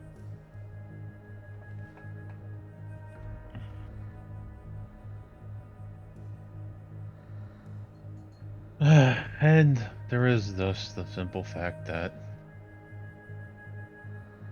you back your coterie mates. Oh, ain't that cute? Ain't that just cute? Alright. Well, coterie mate. You end up telling me on what you can end up wrestling up. Try and end up finding out what you know about Keller's own operation and anything we can get into. And while you do that, I'm gonna go snooping. I think we'll both be doing the same thing, just in vastly different ways. That's what you think. All right, sweetheart. I appreciate the convo, but you lean any harder on this car, I might have to get it disinfected. Dorian will stand up and use the sleeve of his and polish up, sir, and laugh to himself and just start walking to his car. And I am heading off on to the hospital. And I will be going to I'm sure that being around, seeing the hospital, I can see the freight company most used because of trailers in the yard that I can go and find their shipping, like their distribution center. Okay. So,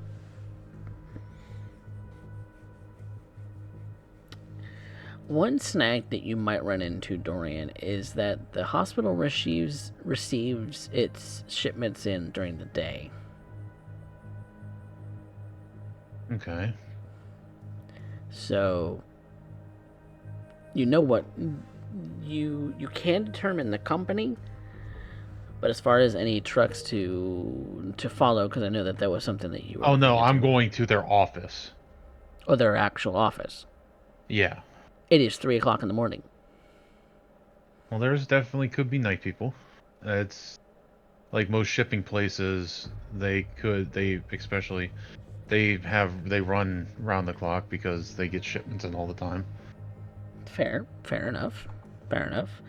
Now you said going directly to the shipping company. Yeah, The I'm going to try to talk my way in and either bribe or through other means snoop my way into a manifest of like maybe delivery routes from the hospital and try to look for a from the place hospital. that yeah.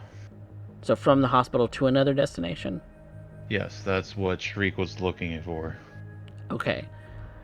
So Shriek did mention that if they're making shipments out of the hospital to another location and it's meant to be kept secret, they would not have record of that. Not even the shipping company, because there is no shipping company from the hospital. Well, they would have to be moving it some way, so they would either have to be renting trucks or own trucks. So I could figure out the way that they're shipping it. Like if they have their own trucks, then it's as simple as flipping GPS or something onto them or a phone. Well, that would mean going to the hospital like Shriek is doing. Yeah, but what I'm saying is I'm trying to figure out the way that they're moving it. So if they're using a company, then I was thinking they were using the regular companies to ship things. If they have their own trucks, then I would have seen that in the yard, and I wouldn't even do that. I would have suggested that to Shriek. Okay.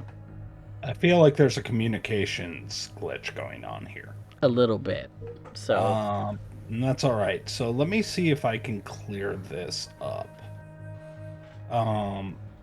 Here is, and this is effectively what I was getting at, but maybe I wasn't clear enough, and that makes sense. You know, Shriek's very veiled. The Shrieks wants you to just showcase that you can find out anything that's worthwhile about Keller's operation.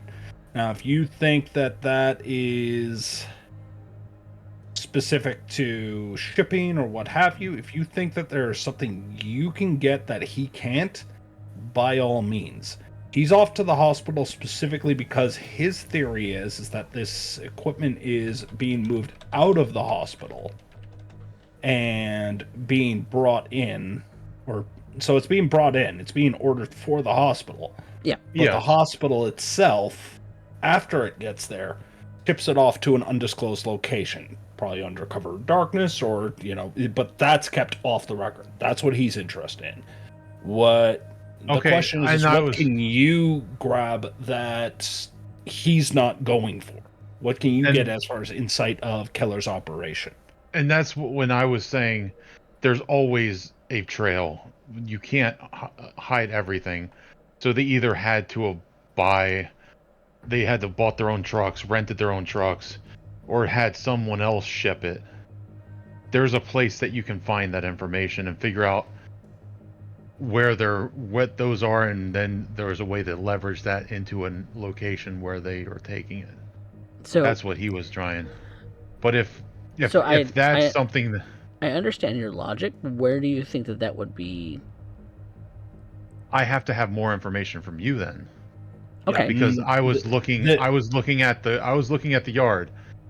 Am I seeing certain trucks from a certain shipping thing? Do they have unmarked trucks there that they load at night? So, I wasn't aware you were at the hospital. I have been around the hospital, so this would just be stuff that anybody can see. This is just prior knowledge of, you know. So, prior knowledge, well, so, first of all, I did not understand that this was going off of prior knowledge of what you would have seen at the hospital. Had you been at the hospital. I'm assuming that I've been around the town and seen, like, the places. You're assuming. You did not ask me. That's what okay. So Can I make a roll to see what I know then? that is what I was asking you for, yes. Okay, because like I said that and you said okay, so I figured that was good. So I think that was when a point where we were confused. That was where I was. There was a Okay, communication. what do I have to roll to know things? So, in the case of the hospital, the likelihood of Dorian having visited there. Okay, that's what we're going off of. So, this is going to be based off of Dorian's memory. So it's going to be intelligence and streetwise in this case. Okay. Just to see if he knows the routes of the hospital, because the hospital. I'm gonna rouse the blood for an extra 2 dice, if I'm allowed to. Yeah, absolutely. You're allowed to rouse on Okay. any skill check. All right. I'm not telling you can't. Oh no, I'm just making sure. Sometimes, ooh, Ooh, that's a messy crit, my friend.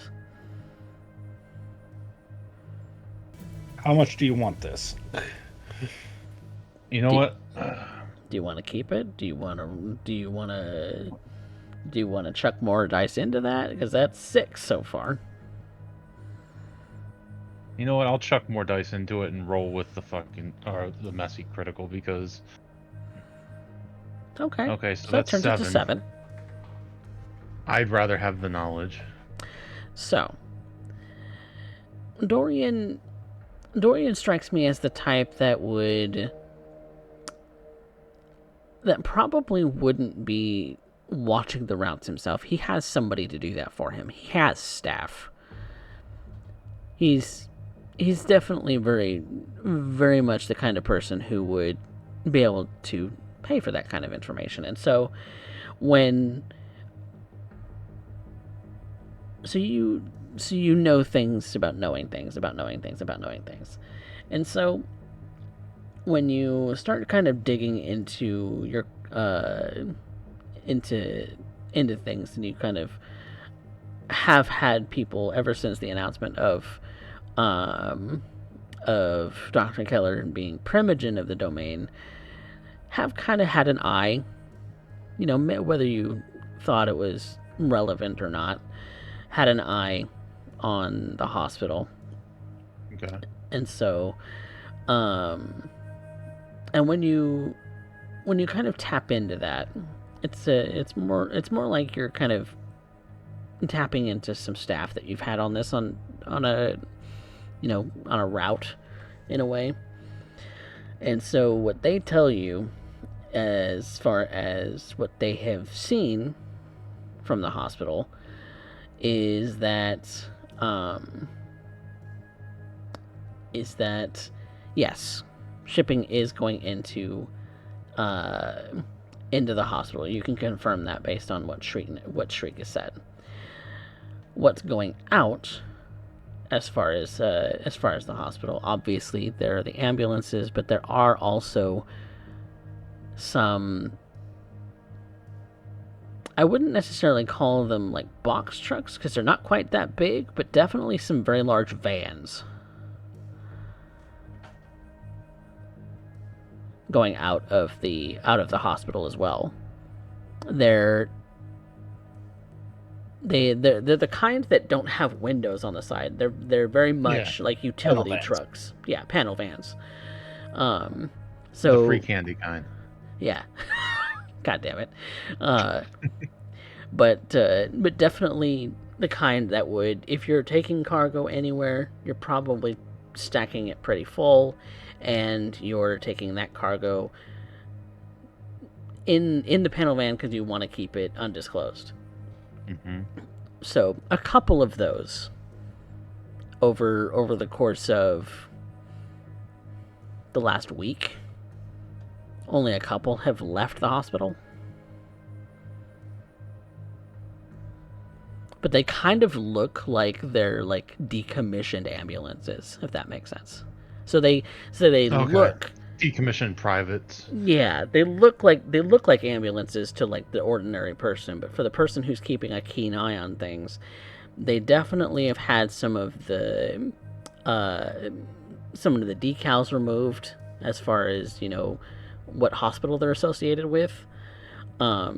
As well as the license plates have been either taken off or obscured.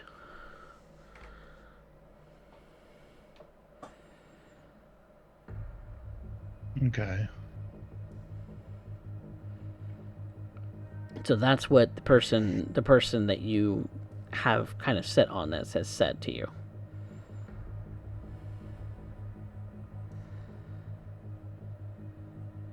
All right. As far as anything else out of the ordinary that they would have witnessed, and they're not really seeing what is being put into these sort of unmarked ambulances, but these ambulances are leaving the ambulance bay to then go elsewhere. Are they stored anywhere particular? That In the ambulance parking. Okay, so they're just in there. Okay.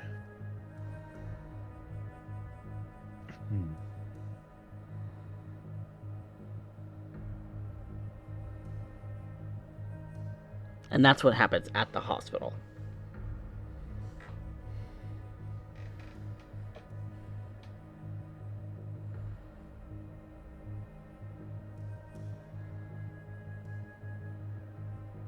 If that's the case, then I would want to try to catch Shriek before he left again. This is something that you would know that you would be able to pass on to Shriek already. Yeah, that's okay. So before Shriek leaves, he's like, you know, I'll fill him in with what I thought about the ambulances, of the decommissioned ambulances being the way that they're transporting. And I want to go into the back of my car and grab a couple of burner phones and turn the GPS tracking onto them and hand them to Shriek and say, if you can, I think you're a little sneakier than I am, if you could plant them, we might be able to follow where they're going and get a location.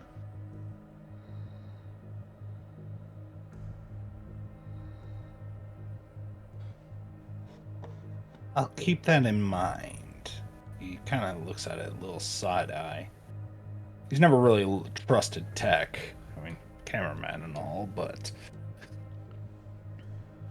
he looks at it and gives it a small nod. See what I can do.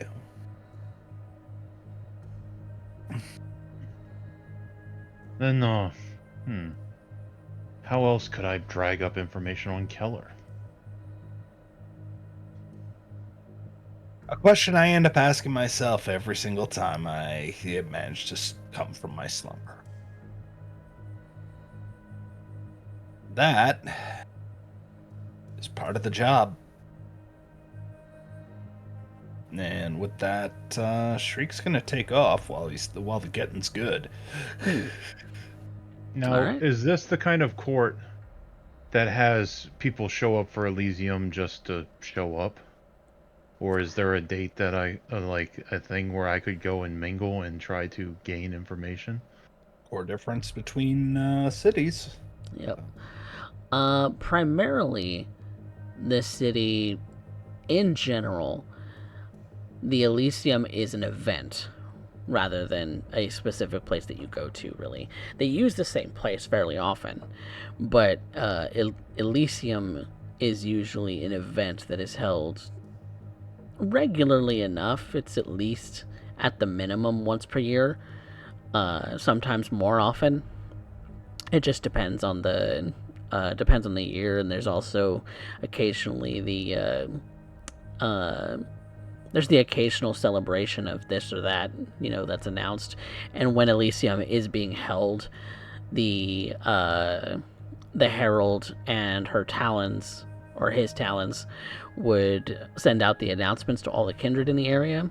Typically, if you want to go and visit another kindred, you would, by whatever means you have, set up an appointment to speak with them directly at a location of their choosing on their domain.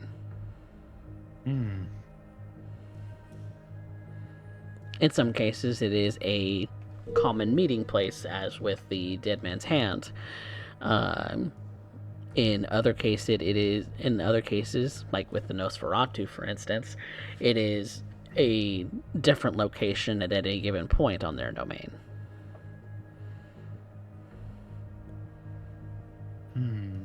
That much you would know about the etiquette of the city. Okay. I don't have any idea of who I could go talk to or where I could go for information. Break it down. What do you know about Keller? What do you know? I know he's heavily involved in the hospital.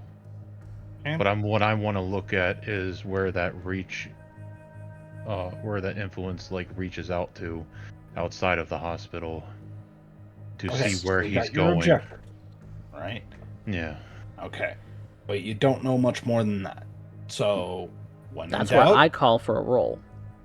Okay. That's Coffee's job, right? So you're like, okay, I'm not sure about X. How do we connect? That's how you. How do I? Why? Coffee. Yeah. How do? How do? Okay. So if you're wanting to know what connections Keller has between yourself and him, that is an intelligence politics. Intelligence politics. Okay. Yeah. Because if you can find the connection between yourself and him, then you have an in. Also, I did forget that you are under a compulsion, which is, which in this case I'm going to make it easy on you. It's going to be hunger, so I'm going to need you to reroll that politics at a -2. Okay.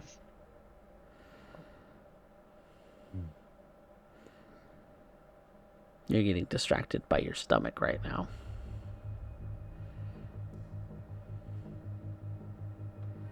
You know what? And I'll blood surge just to make it even. To negate. Okay.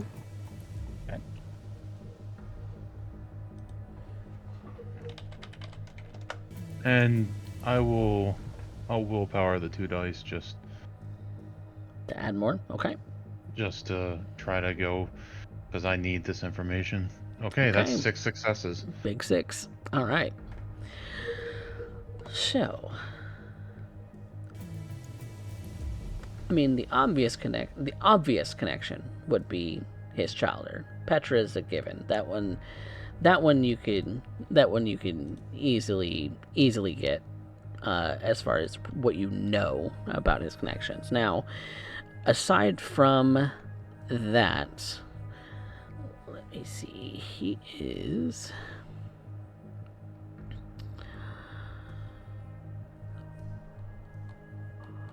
I'm looking at some things here. You would, and the other obvious thing that has been touched on is he is not highly regarded in most of the cases, but he is considered a even before he was Primogen, he was considered a rather notable and successful kindred amongst his peers.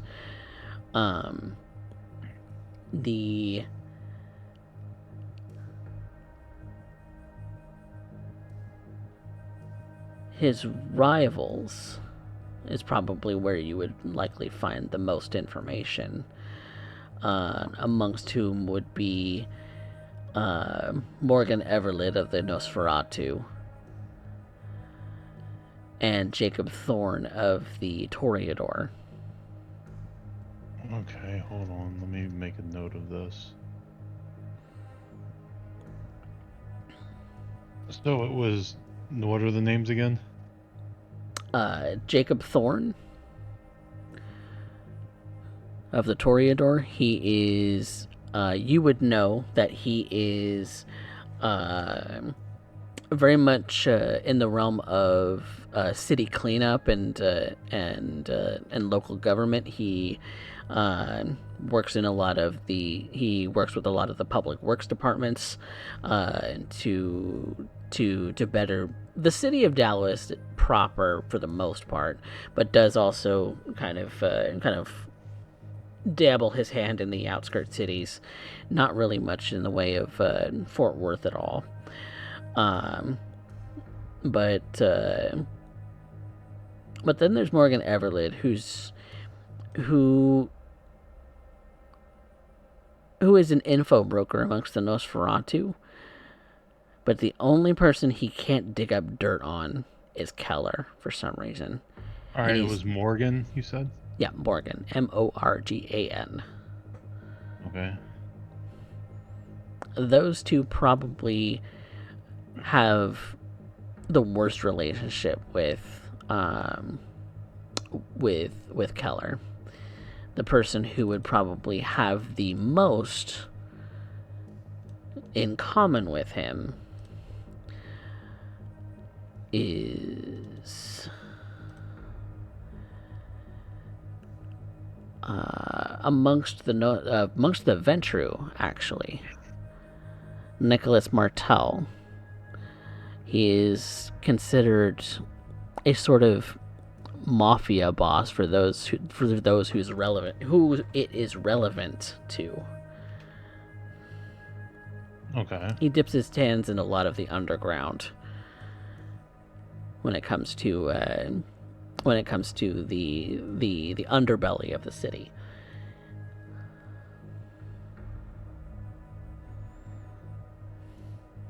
So Okay. Nicholas might actually be the strongest connection that you would know of, because he's on good terms with Keller, so far as you know. And if this figuring out an inn would be harder with him, aside from clan. Well, you have clan going for you, and maybe that would be enough.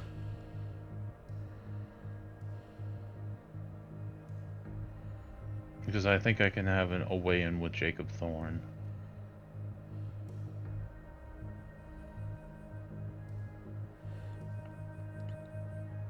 So, but there's two ways that you can go about this. You can go about this by using his rivals or his friends. Your choice.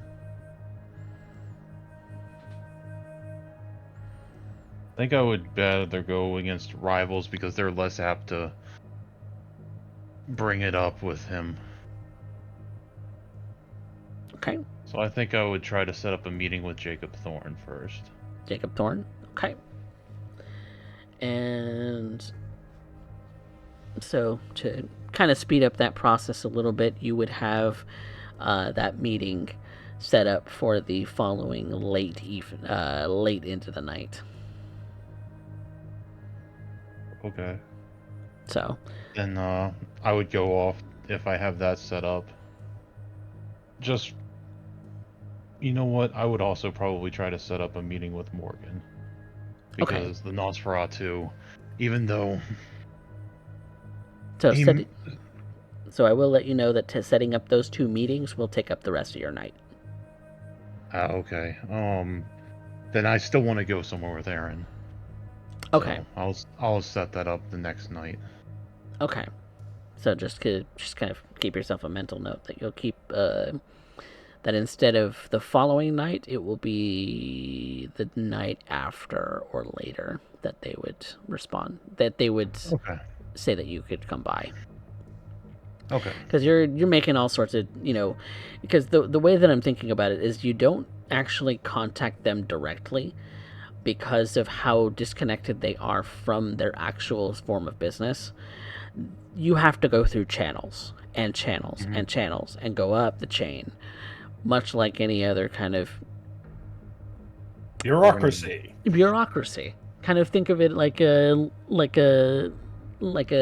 phoning in to get some kind of troubleshooting done.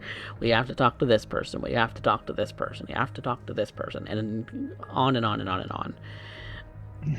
In a way So to from discourage those who would get tired of such a thing. But because this is their primary form of communication, it is the only way to set up a meeting with them. Okay. We And love our bureaucracy. Yep. That's what happens when you're dealing with major players in the realm of the Camarilla. But that being said, if you're putting off actually contacting them until the following night, we'll come Well, back. I'm going to do the one and then meet up with Aaron, Okay. as opposed to doing both, which would eat up the whole night. Okay. So it does eat up a couple hours, but you do still have some time, a little bit of time before sunrise, to be able to get back to whatever you wanted to do with Aaron. And so that leaves Shriek. My dear Shriek, you want to actually sneak into the hospital and do some other things to gather more information. So, what do? So, very first thing I'm looking for.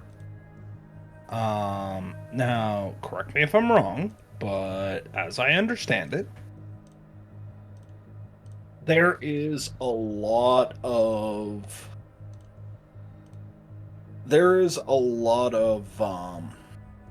equipment that's being shipped, and this has been a regular thing. Like, they're getting 3 times the amount of equipment that a hospital of that size should have. Yep, thereabouts.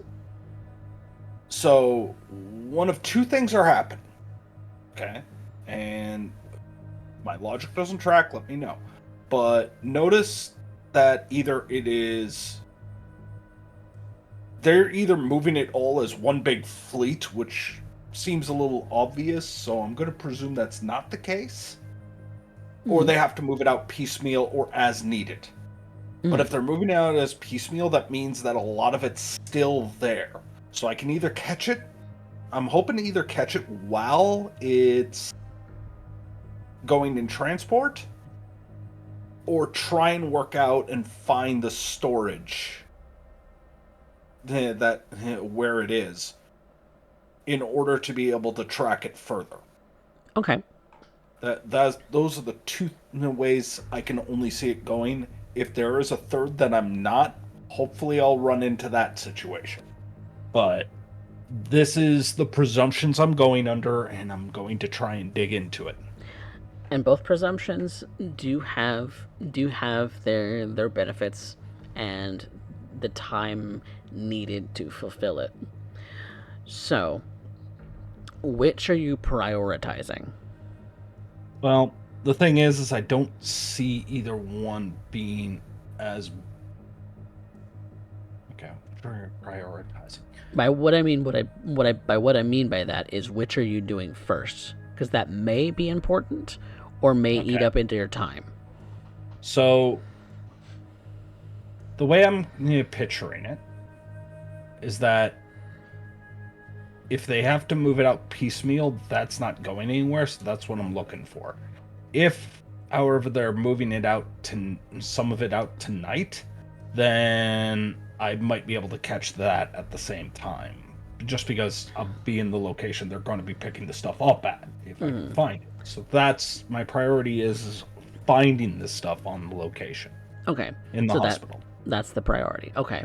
Yeah, because the information you would have gotten from Dorian, and I'm sorry if I didn't express that too, is that the ambulances, the decommissioned ambulances going out, are not on a regular schedule. So no, absolutely not. And they're that's sporadic. what I'm counting on. Yeah. That's what I'm counting on. Yeah, and so it makes sense that you would prioritize looking for the extra storage. So, finding. So, even just spending the time to search the entire hospital for that extra storage is going to eat up most of the rest of your night, regardless of your success. Okay. So, how do you want to do this? Well, the hope is unseen passage. Okay. And being able to check around rooms, particularly security, but probably also prioritizing any place close to loading docks, ambulance bays, whatever. Places where it's like, okay, we need to load this into a vehicle. And I'm presumption that they aren't stuffing this in a basement and then having to track it all the way through the hospital, past patients, and all this kind of stuff to get it loaded in. They want to get it on the property and then they want to get it off the property as quickly as possible. So Makes sense. going to prioritize those locations to try and narrow my search. Okay. Those locations are fairly obvious. So, because typically they're fairly well labeled for that sort of thing. And since it's hospital equipment, if they had an inspection coming in or anything like that, it wouldn't seem out of the ordinary. Right, exactly. So what I'm going to have you do is, first off, if you're using Unseen Passage, I need you to rouse. Okay. So to put this into perspective, it is going to take several hours of searching if there is nothing to find in the loading bays. Yeah. So, in that particular case, I want you to make me a resolve and investigation. I hate to do this, but I'm gonna rouse. Okay. Rouse success, okay. Investigation I do not have specialty in, and my resolve is questionable at best. Okay. Is there any benefit to me willpowering this?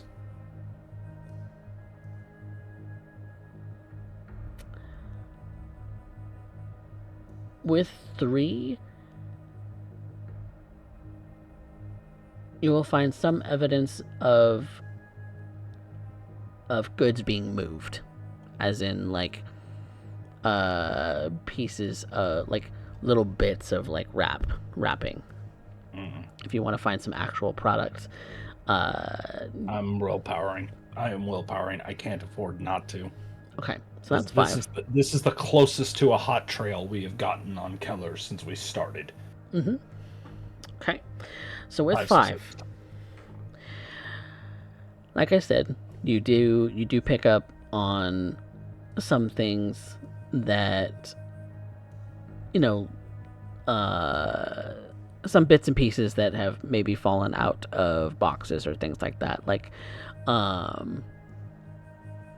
just little odds and ends, or you find a or a scuff mark of somebody's shoes, or some kind of trail to follow as you're finding little bits of things. You do notice that there are cameras in some appropriate places when it comes to the hallways and things like that of this building. It does look like the bay is connected to also the shipping and receiving. So the fact that it's this close together is a plus for their operation, it looks like. So it's not like they have to make this stuff travel very far. Shipping and receiving and the vehicles they're getting them to are not very far apart. The actual storage, you follow this trail of like scuff marks and things like that you see. And you do eventually find the sort of I wouldn't call it a storage room because that's not its intended purpose. It's more of a room that has been repurposed to be a storage room where you find loads of boxes of things marked from the manufacturers and the shipping company of these goods. So you've found the stash that's meant to be moved. Okay. And no evidence that they've moved anything as of late. So the only thing you found is that the wrapping. Yeah, and that there's some fresh like marks from like shoes or something like that. So they might have moved some things recently, but it doesn't look like they moved all of it.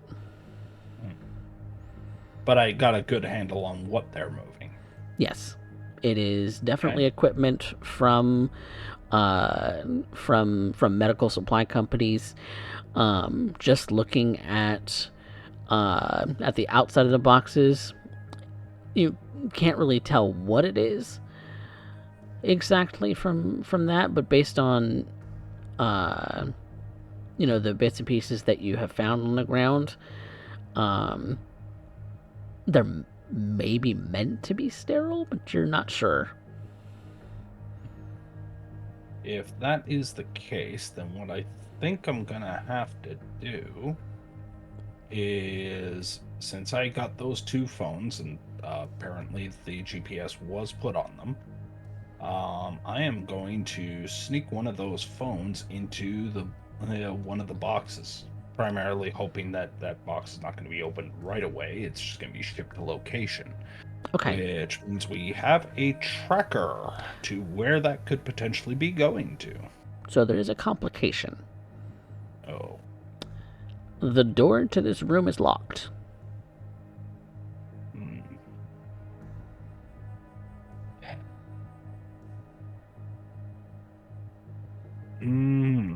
Well, you will need to do another skill in order to open it. I will try Dex Larceny then. Okay.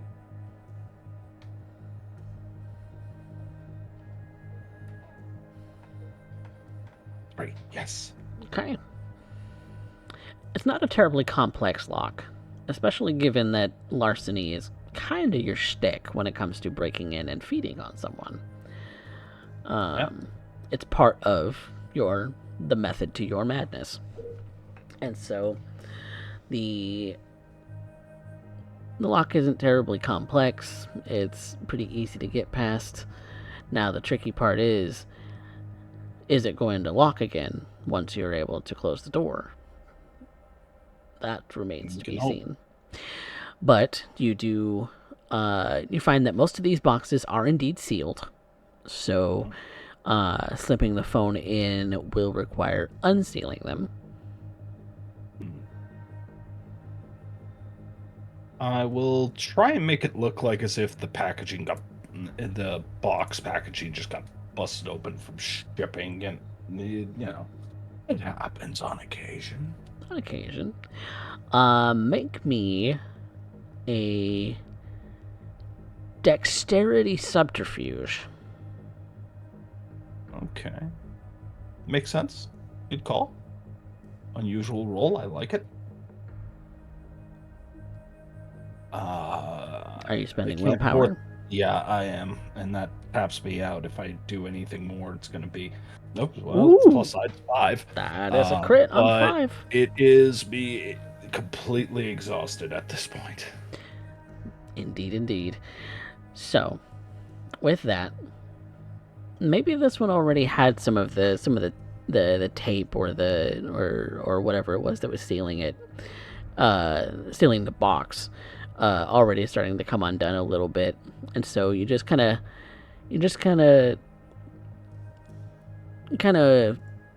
lift it just a little bit so it comes a little bit more off the cardboard. Slip that phone inside, making sure that indeed that the GPS is turned on, and you slip it inside the box. You press that tape back down so that it is flush with the other side of the box once more. It even looks like there's no ripping of the cardboard either, so that's nice. Okay. It looks like a freshly sealed box of product. Excellent. Can use some good news right about now. Okay. So, with that in mind, I am going to get the hell out of here as soon as I can. Oh, I'm trying to be sure that everything locks up and what have you, but I definitely need to get out of here. The door does lock. You are thankful for the small things. Make me a dexterity and stealth to leave. This is where it's going to bite me, isn't it? Dexterity, stealth. Does break-in count, since I'm still technically in the middle of a break-in and entry? Because that is my specialty. Just I will in say the opposite direction. That's all. You're breaking out, yeah. Fuck it, why not? Okay. Thank you for the little things. Fuck it. ST. I'm a merciful god. Ooh. 5 successes. Yes. This is what Shriek do. This is what Shriek do. Shriek do.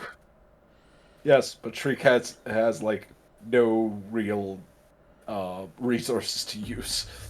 Almost tapped out on blood, almost tapped out on willpower, still 2 aggravated damage.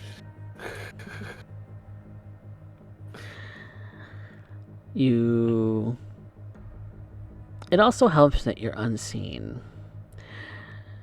You slink your way past anything that might catch you. You have a near run-in with some staff. But you successfully slink away through this little maze of hallways for the shipping and receiving bay and the ambulance parking bay. And so you slip out without anyone the wiser. But you also catch a glimpse of something.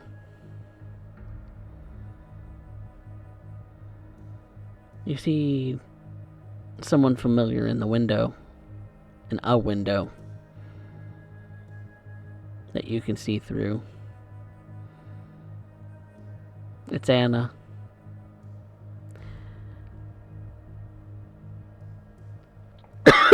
She's waiting for something, it looks like, inside of a room.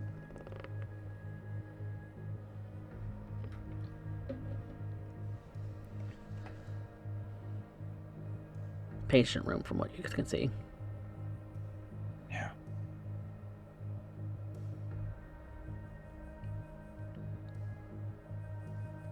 Now, this is as I'm slinking out. As you're now outside the building and going past some of the windows through, what's considered the rest of the hospital. You are outdoors, but yes.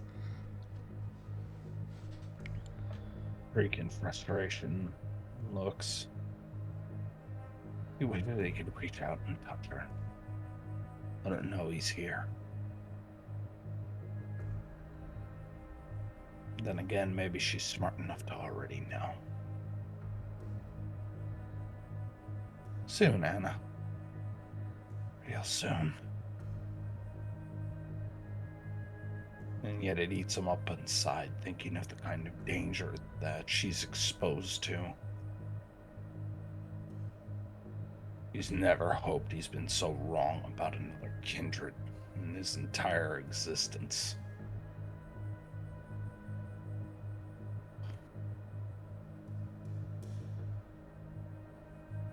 And I think that is going to be a good place for us to call the session for the night.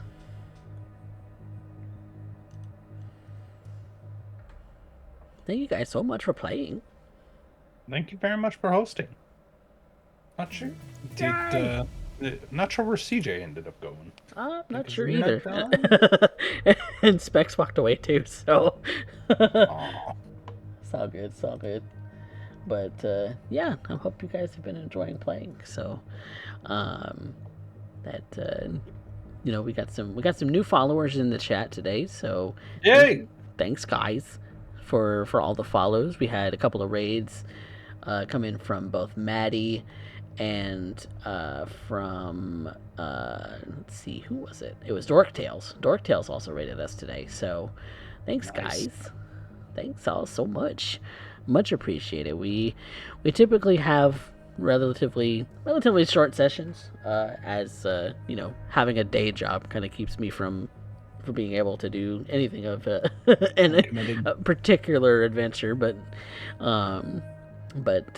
yeah, we had some good times here. So I'm not sure where my other players ran off to, because I was going to give them some experience, but I think what I'm gonna do, since they're not here, there's Spectre. Oh, good. Specs is back. Yay! Yay, Specs is back. Not sure what happened to CJ, but we're gonna do some end of session stuff. So we got some experience to dish out. I don't think anybody broke any convictions or chronicle tenants, if I know them right. Did they?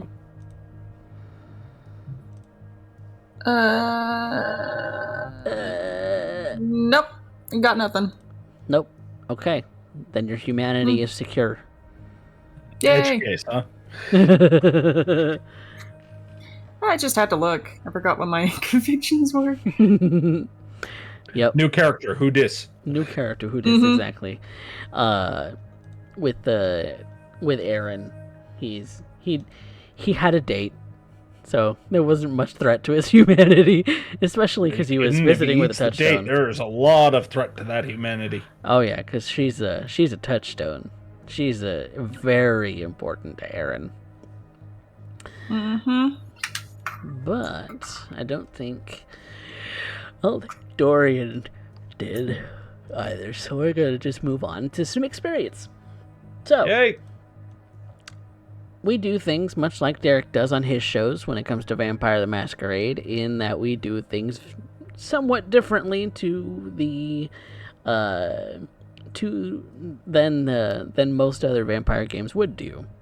In that I give out one experience point to all of my cast members who showed up, so that would be the three of you, and then we explore some roleplay prompts for some bonus experience for our players, which they decide on for themselves. I have no hand in that. And then you, the audience, have a hand in granting a character from the show an experience as well. And that poll is up in the Twitch chat. So if I want to see some hot votes. Doesn't matter if you like the clan, like the character, like the player, or you just like the art of the character too, because Derek has provided some delicious artwork for our characters here. So let's talk about those roleplay prompts. Who moved our plot the furthest? I have to give it to either Dorian or Shriek. I have arguments for both. So with I'll give Shriek, it to it's very Dorian. much. Oh, I'll give it to Dorian if that's the case. dope. Okay. All right. So Because you wanna know what? We're not going to hem and haw on this. We're going to shut that shit down right now. Old venture tendencies kicking in right now. Like, no, I will decree it as such. I'm making a note of that. Who had our best scene? That's got to be Aaron. I was gonna nominate myself. It was good. Yes, he did have date with Touchstone. It was my Well- one scene. I'll take it. Yeah, but it's also the scene that sets up like the personal conflicts that can be leveraged for further plot and contrivance, Exactly. which I am all about. Exactly. Same goes for Dorian. I have some of those too. Same for Shriek. Best line from tonight.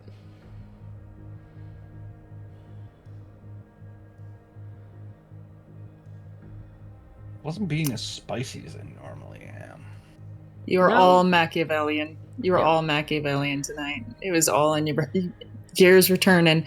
I like watching I will- Derek's Not gears my turn. ears. Let's be real. I do too. It's fun because I feel like we discover similar plot lines at the same time. Just maybe in different ways of connecting it Yeah. together. Yeah. But the gears Um, turn. I want to nominate Aaron's "Let Me Be the Man to Earn Your Hand." You know what? That That works for me. That All works right. for me. All right. So best line goes to Aaron then. So we still got a couple minutes left on Yay. the audience favorite poll. So get your votes in, guys. And again, thanks to Maddie and to Dork Tales for bringing in some extra boost to the audience. You guys are great. And we love all of our viewers, lurkers, and everything in between. And so, if you are not familiar with what we do here, I'm CoffeeCat. I present both Vampire the Masquerade and Dungeons and Dragons content in the form of actual plays. And so, if you want more content from this channel, you can always check out YouTube, because I do post all of my VODs there. There are some VODs going up this week, week and weekend, so be on the lookout for that. But we play all of them live here on Twitch, and so if you want to stay as fresh and up to date as possible, we go live every Wednesday and every Saturday, with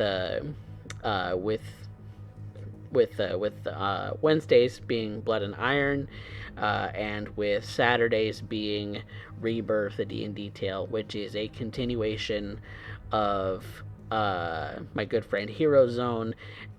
He did a campaign with me as a player, and I am now running a second campaign in that world. So that's what Rebirth is.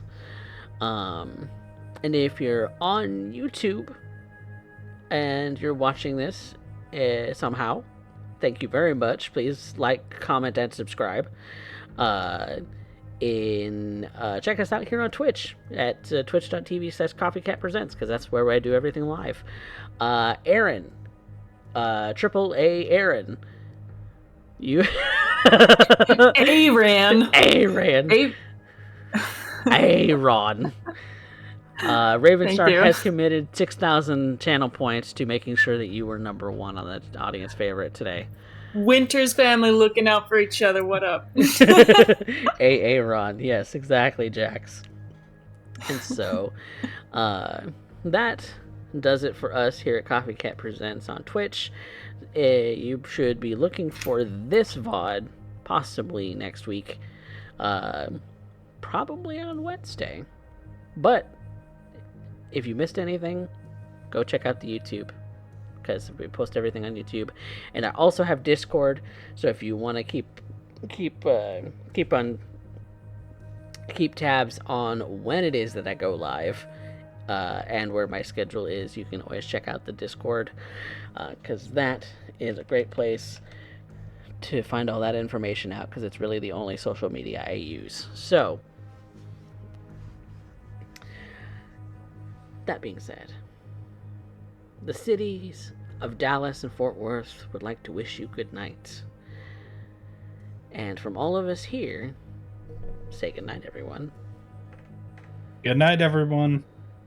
I'm scared to meet the in-laws. I ain't gonna lie. I'm scared. And you I'm should, scared. and you should be.